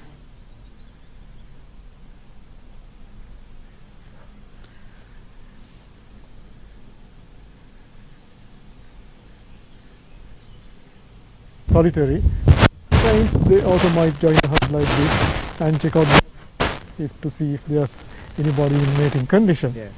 So it's a lot of interesting stuff going on, and even within this group you can see the older juvenile males, like the little tusker that is over there. Yeah. He's on the outskirts of the group. Yeah. The younger ones are more inside, and especially the female juveniles will be more close with the adult females. But the male juveniles tend to be on the periphery, Yeah. and they slowly drift away. There used to be a belief that when the males come into puberty, but we have not seen any evidence of that. What we've seen is that they are slowly more and more on the periphery of the group, and then they slowly drift away. Then they and less, and when they come into adult, they become mainly solitary, the males. The females remain with their associates, the other females and the young ones, throughout their lives. So they have a very strong social bond. You can see a baby suckling the mother here. Right. How many months of their age would they be having their mother's milk, doctor, before they weaned off completely? The baby will feed for about 2 years of time. So a female in the wild gives birth to a calf every 4.5, 5 years, and the baby nurses for another 2 years. And so during that time they generally don't get pregnant, and once the baby is weaned, then they get pregnant again. Yeah. And the gestation time for elephants is the longest for any mammal, Yeah. longer than even whales. And so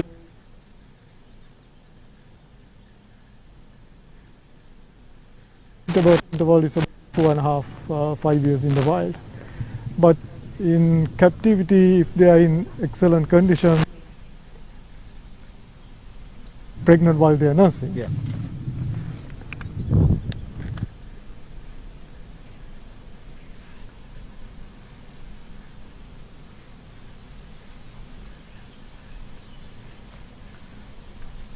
Oh, this is a beautiful female. Yeah, of course, you can actually see his tears on the ears and walking towards the jeep, and looks like a sort of a very elderly females, and there's a calf just following her,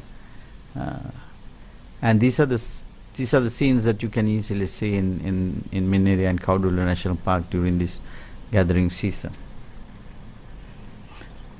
Bertie asked two questions. Actually, one, he said that why some of the elephants have tusks and others don't have, and also other than the spotted deers, what are the other deer species that you can see in Kaudulu and Minneriya National Parks?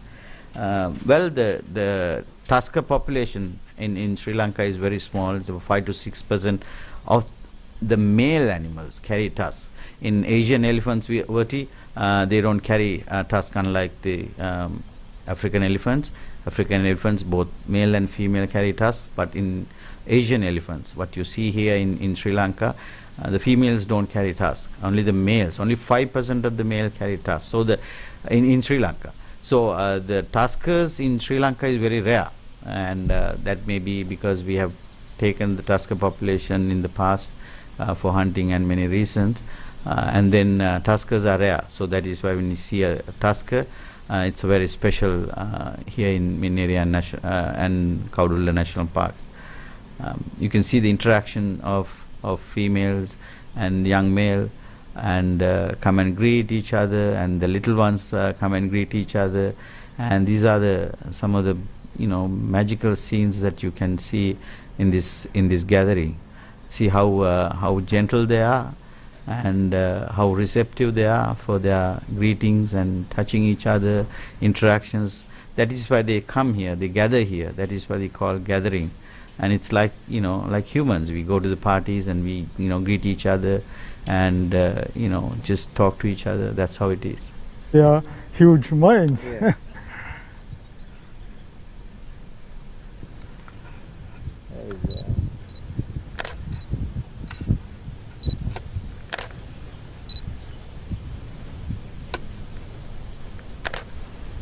There is also, it is kind of scientifically a debate that elephants could be at birth, comparing their brain mass to the body size, is only second to humans, because humans have around, they say, 28% of brain mass, and elephants about 35.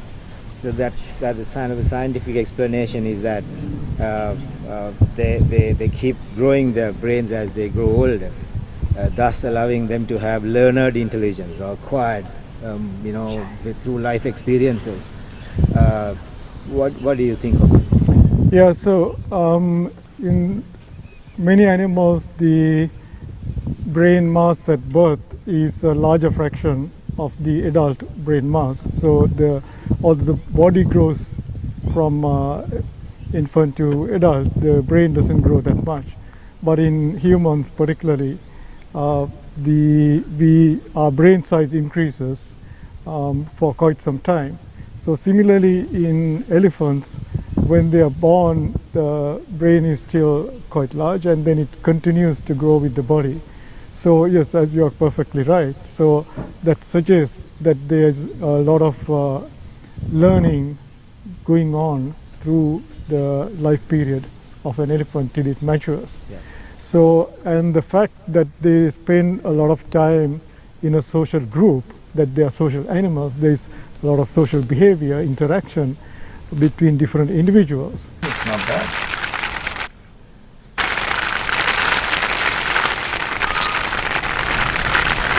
Nice shot.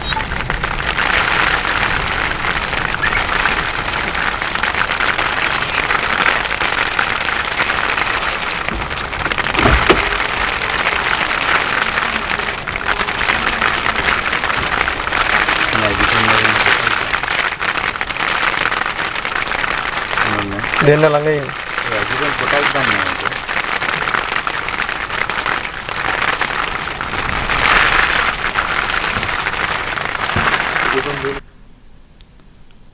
You see another jackal just running around, and in the background of that scene was an adjutant stork, one of the larger storks in Sri Lanka.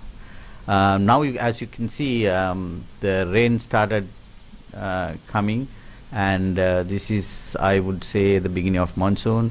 We are a little late. Usually the monsoon will arrive to this part of Sri Lanka around mid-October, but we are in the first week of November. And some elephants don't care about the rain, and in fact some elephants would enjoy the rain. This young bull elephant also the same, he just having a good time in the rain. It's like, like when we are kids, of course, we love rain, and then we get out during the rainy time and just play in the rain. So they are like that. They come to the open sometime and then enjoy the rain while they are consuming very plentiful of food what they have in their open grasslands.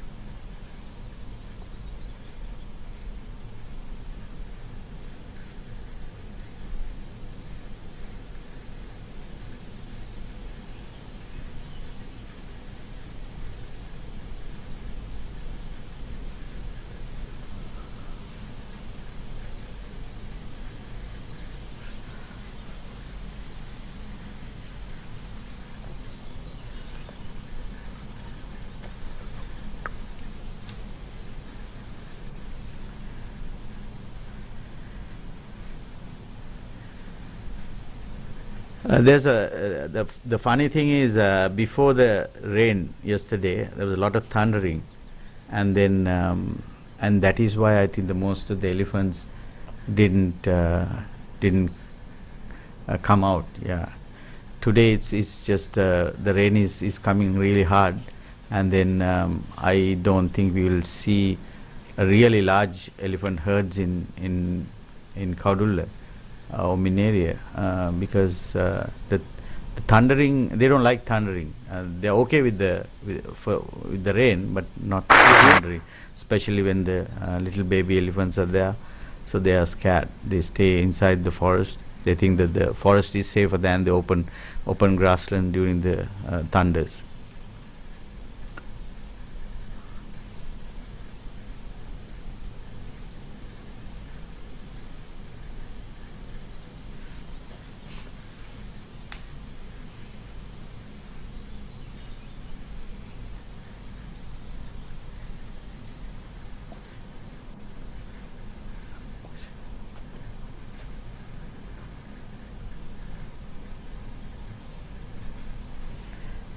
Bertie asked another question, asking that how many elephants that you will see in the gathering. It depends, Bertie. Sometimes you will see large number of elephants, around 150, 200. Sometimes more. The gathering is all about the small cow herds come and sort of join into a larger herd. So in different places in these open plains you will see 40, 50, 60 or 15, 20 smaller herds, larger herds that consist about 20, 30 animals. So it depends. So usually 200 to 300 animals can be seen in this particular Kaudulla National Park during the gathering season, during the peak of the gathering. That means during the peak dry season, these large numbers can be seen.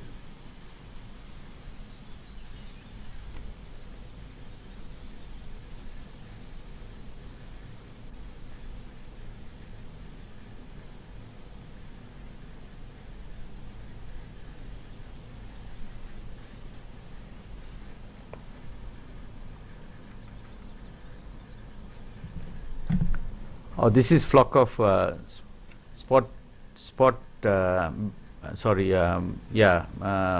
spot-billed pelicans, and they are just freely swimming around in the lake area.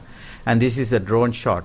You can see how we have not disturbed any animals during our drone operation, because we have kept the drones from way above from the disturbing areas. Many viewers ask whether these drone shots will disturb the animals. No, we just kept the drones very high, and then we use the zoom lenses to get these beautiful footages for you. You can see they are not disturbed at all, and the birds are very sensitive for drones.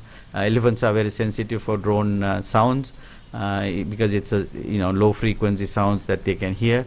But we have tried our best. We made sure that elephants or any other animals in the park is not disturbed for these drone footages. And also we have used very limited drone footages, very limited few minutes of drone footages for this footages.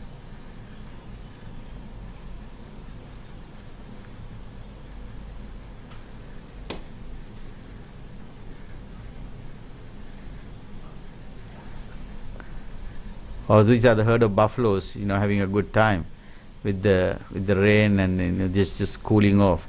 They love water, that is why called water buffaloes. They spend most of the time in the water, and water is an essential part of their life, and they just spend time in the water, just sitting there doing nothing. But they are very good swimmers also. They can swim across these large reservoirs if they want to get into the other side of the water, and otherwise sometimes they just get into the water just to cool off.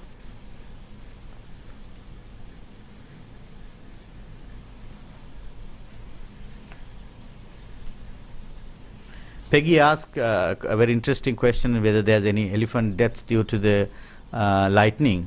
Peggy, not that we know of, no.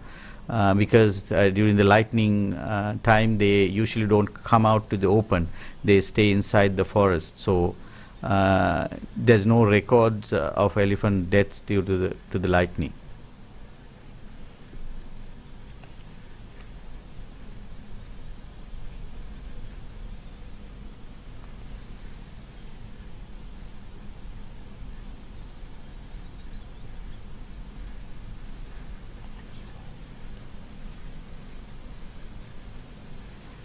Harish asked a very interesting question for the visitors to Sri Lanka and for the gathering. Is there any elephant attacks on visitors to these national parks? Harish, absolutely no, zero attacks on visitors because of, there are safety measures that we have taken. You're not allowed to get down, and no attacks.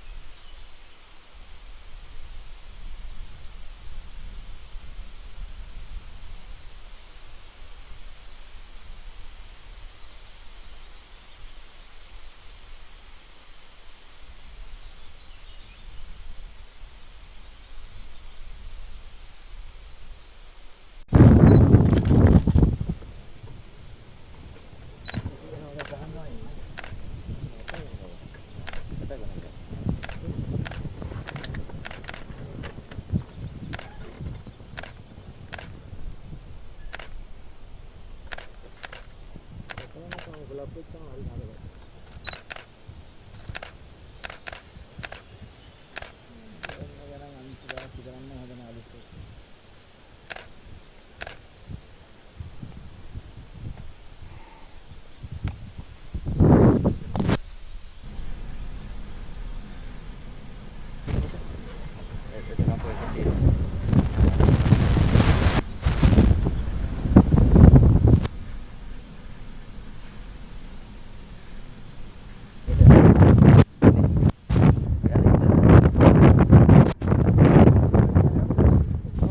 වෙලාවකින් බහි ගන්න බහින්න. අපි යනවා ගිහලා මේ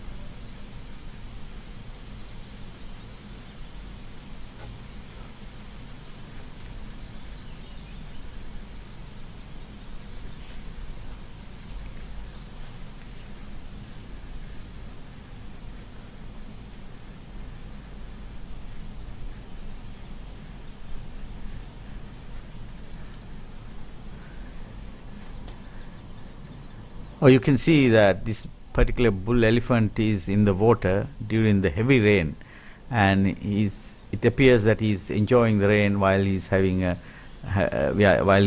his food. What he's extracting is the sort of a lush grass just underneath the water level, because you can see that it's just extracting the grass and then clean it up and eat, and it's like he's enjoying his meal. This is a good male bull elephant, male elephant, and I spend a lot of time in the water, and when this live streaming was going on, and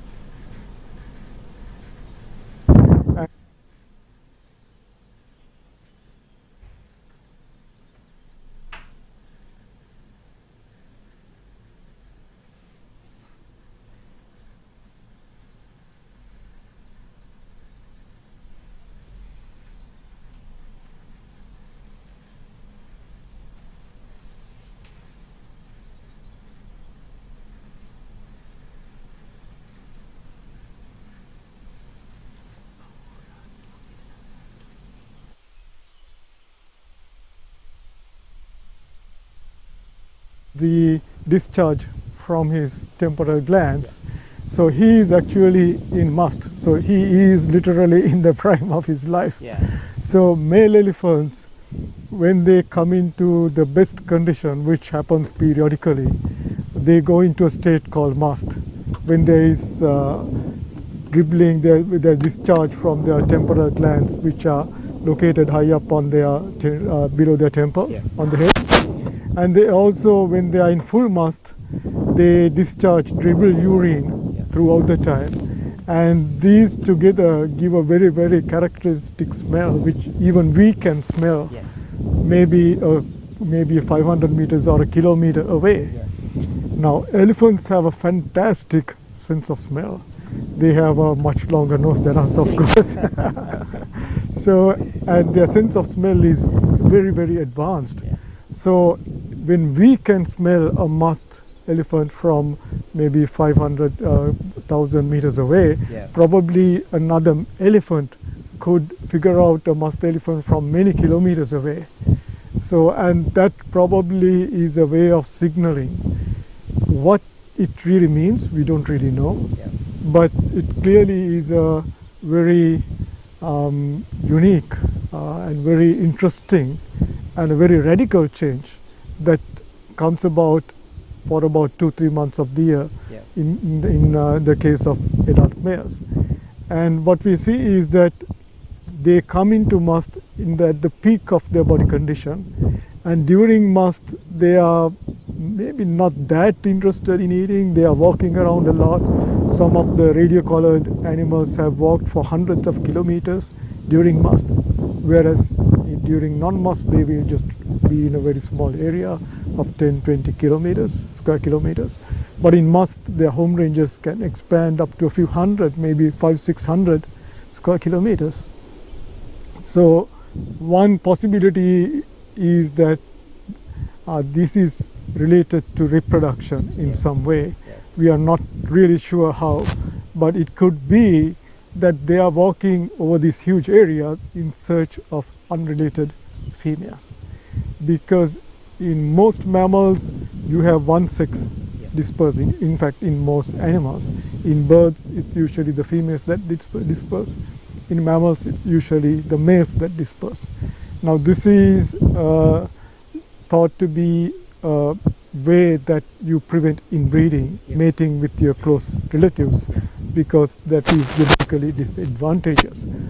But because elephants have a very complex social system, because they have a large brain, so they have whether it's a male or a female is with its close relatives in a closely bonded group for at least 10 years of life in the case of an adult male. In the case of a female, for her it's a lifelong association. So they probably can differentiate between individuals. So it is not impossible that elephants prevent inbreeding through social mechanisms. Breed with a close relative because of the social bonding. So if a male could in fact stay in the area it was born, which is called a natal area, and that does not necessarily lead to inbreeding, if by social mechanisms that is prevented, then that could be an explanation why they go over a large area when they are in must, perhaps looking for unrelated females. Could be. So these are things that we don't know. These are things which needs a lot more studies.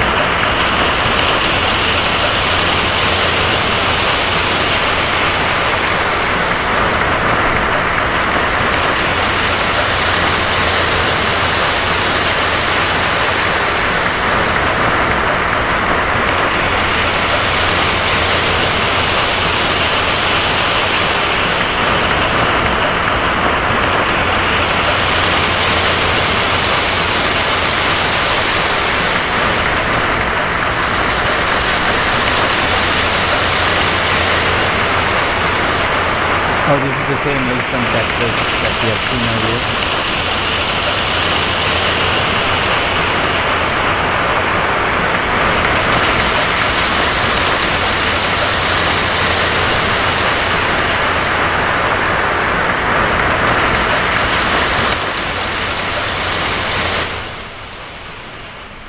Oh, this is the same elephant that we have seen earlier. This is the close-up shot of that same elephant who was in the water.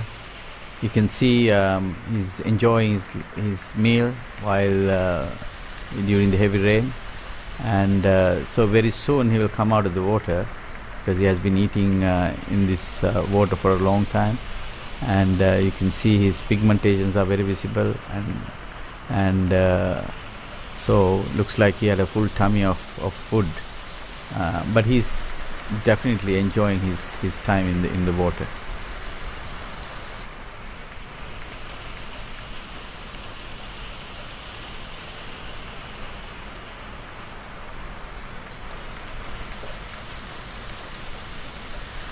Manisha asked what is the best time to visit Minneriya and Kaudulla. Manisha, the best time to visit is from mid-July to mid-October. Mid-October usually the monsoon rain will arrive to dry part of Sri Lanka. but from mid-July to mid-October, this elephant gathering usually happens. But it peaks in month of August and September. So if you want to see the larger numbers, you can come in month of August and September, and you will see large number of elephants both in Minneriya and Kaudulla. So both national parks are very close to each other. So depending on the their movement, you can get from the local experts, and usually the park jeep drivers, they know where the large number of elephant can be seen, either Minneriya or Kaudulla. Depending on that, you can visit either national parks.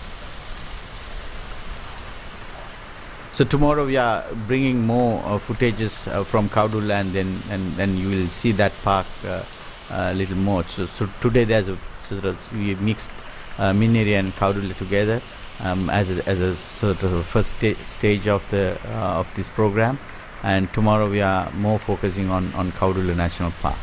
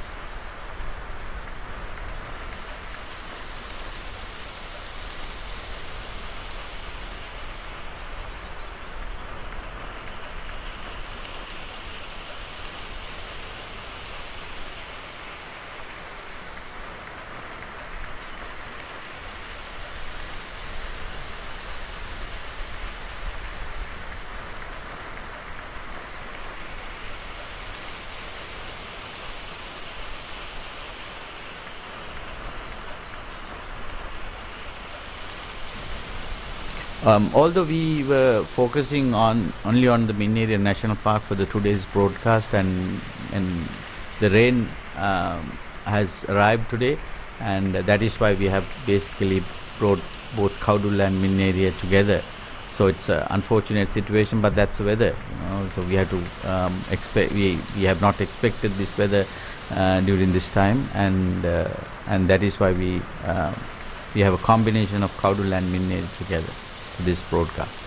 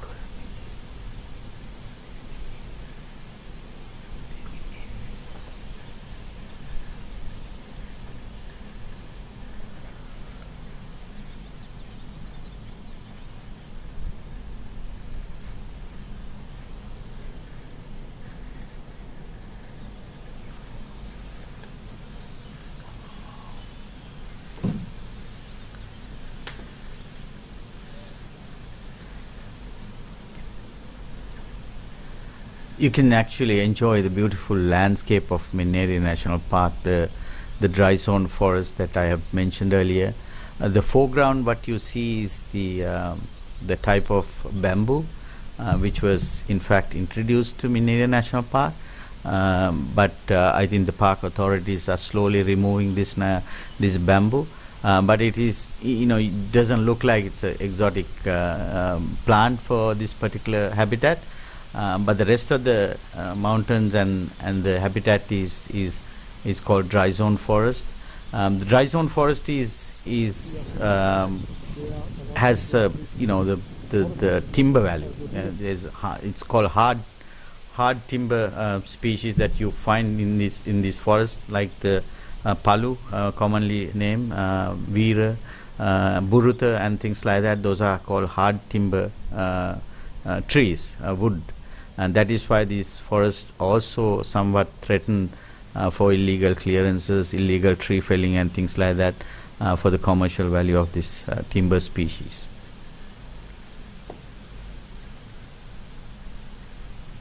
So because of these reasons, it's much harder to study a medical set. That may be one reason why there's not much knowledge. So there's a lot to study. There's a lot to try and find out.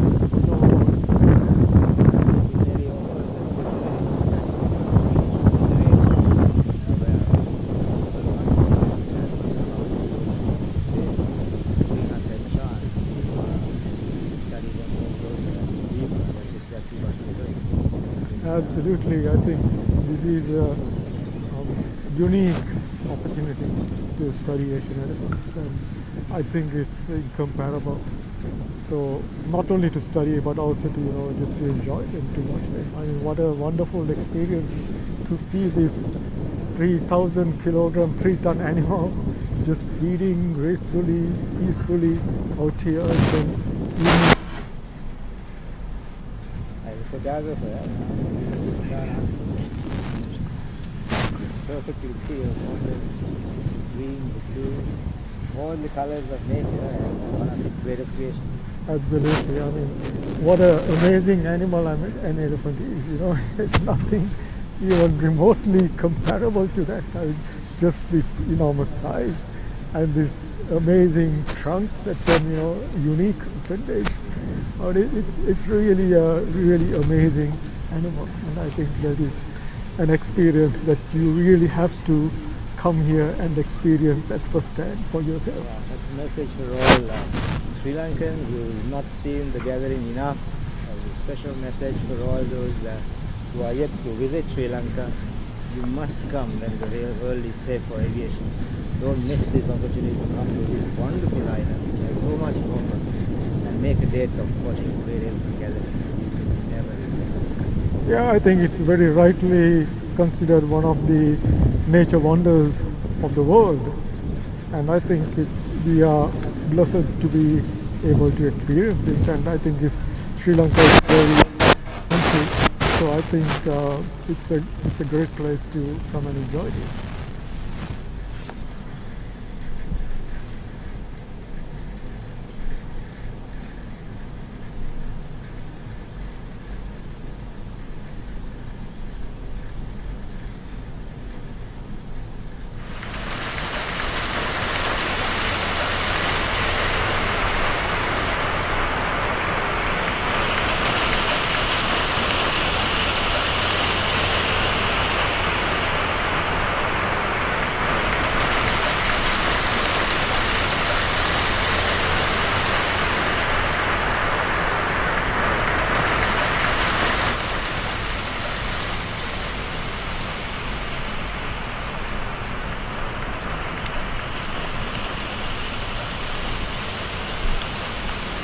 That male elephant who was enjoying the rain and water just came out, and now he's enjoying the ground, sort of scraping the ground and enjoying the meal.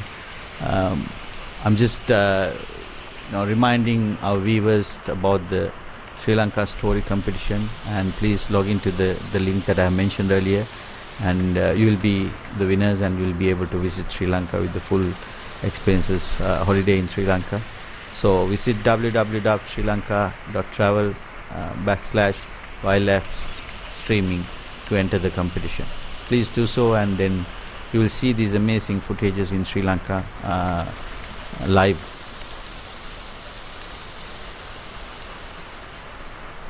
One of our viewers, Ravi, asked whether we can use the visitors can use the drones inside the national park. Ravi, sorry, you can't use the drones because the drone usage is very limited here in Sri Lanka. We got a very special permission with under very special conditions to use the drone for this particular program. Visitors are not allowed to use drones inside the national parks strictly.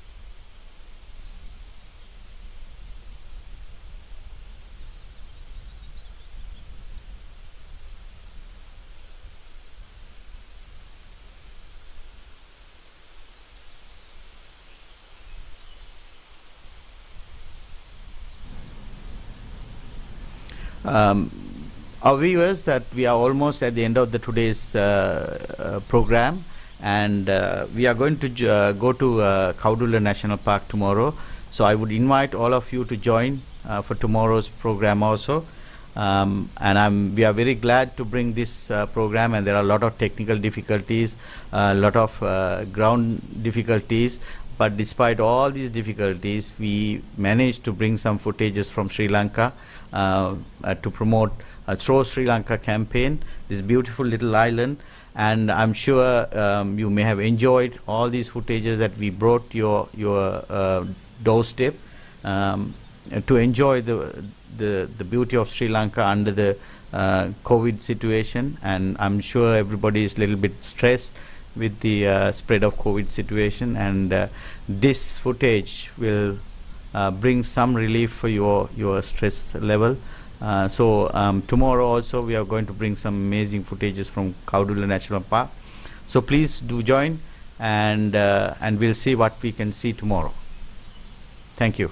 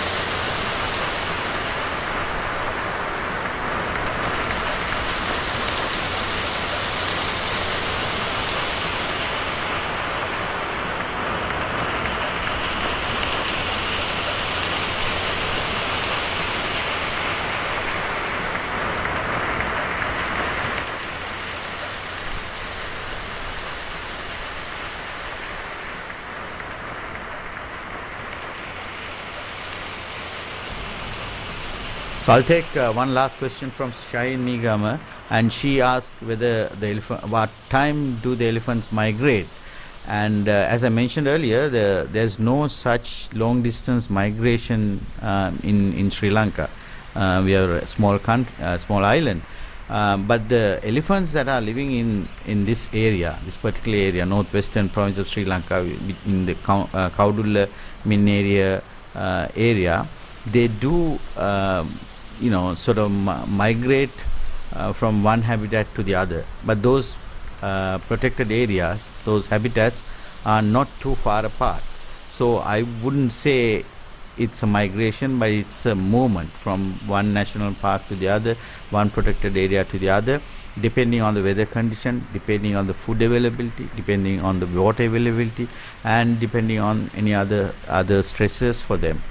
So we can actually see a little bit of pattern, and we are trying to understand that pattern through the GPS collaring research. Some of the females have been collared, and that study has been continuing for us to understand their local migration. I would say that they don't migrate long distance, but within this small area, how do they migrate, what time do they migrate, and what are the critical areas that they migrate. So that is important for us to address the human-elephant conflict.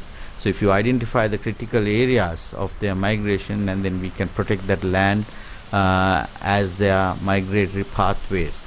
So that's the idea of this long-term research by using the satellite collars that are fitted on some of the matriarch elephants.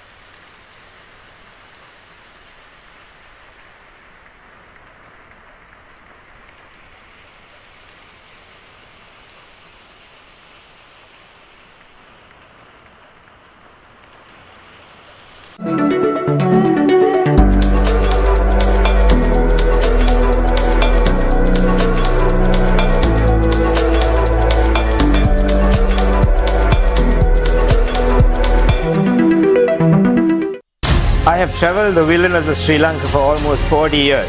This November, we take you on a safari like never before, where we travel to see the great gathering of elephants at Minneriya and National Parks. Join me as we travel the wilds of Minneriya and to see the magic of this event that has now become the 6th greatest wildlife spectacle in the world.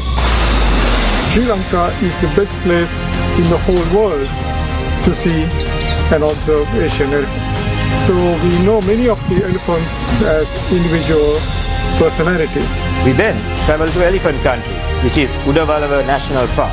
You will be traveling with a group of experienced wildlife photographers and enthusiasts who will be able to tell you lots of stories, lots of experiences, which is much better than a normal safari that you would go for. We then arrive in Yala National Park, which is the home of the leopard in Asia. People say that leopards are elusive. Yala's leopards proves you wrong, as they walk the day as much as they walk the night in this amazing wilderness.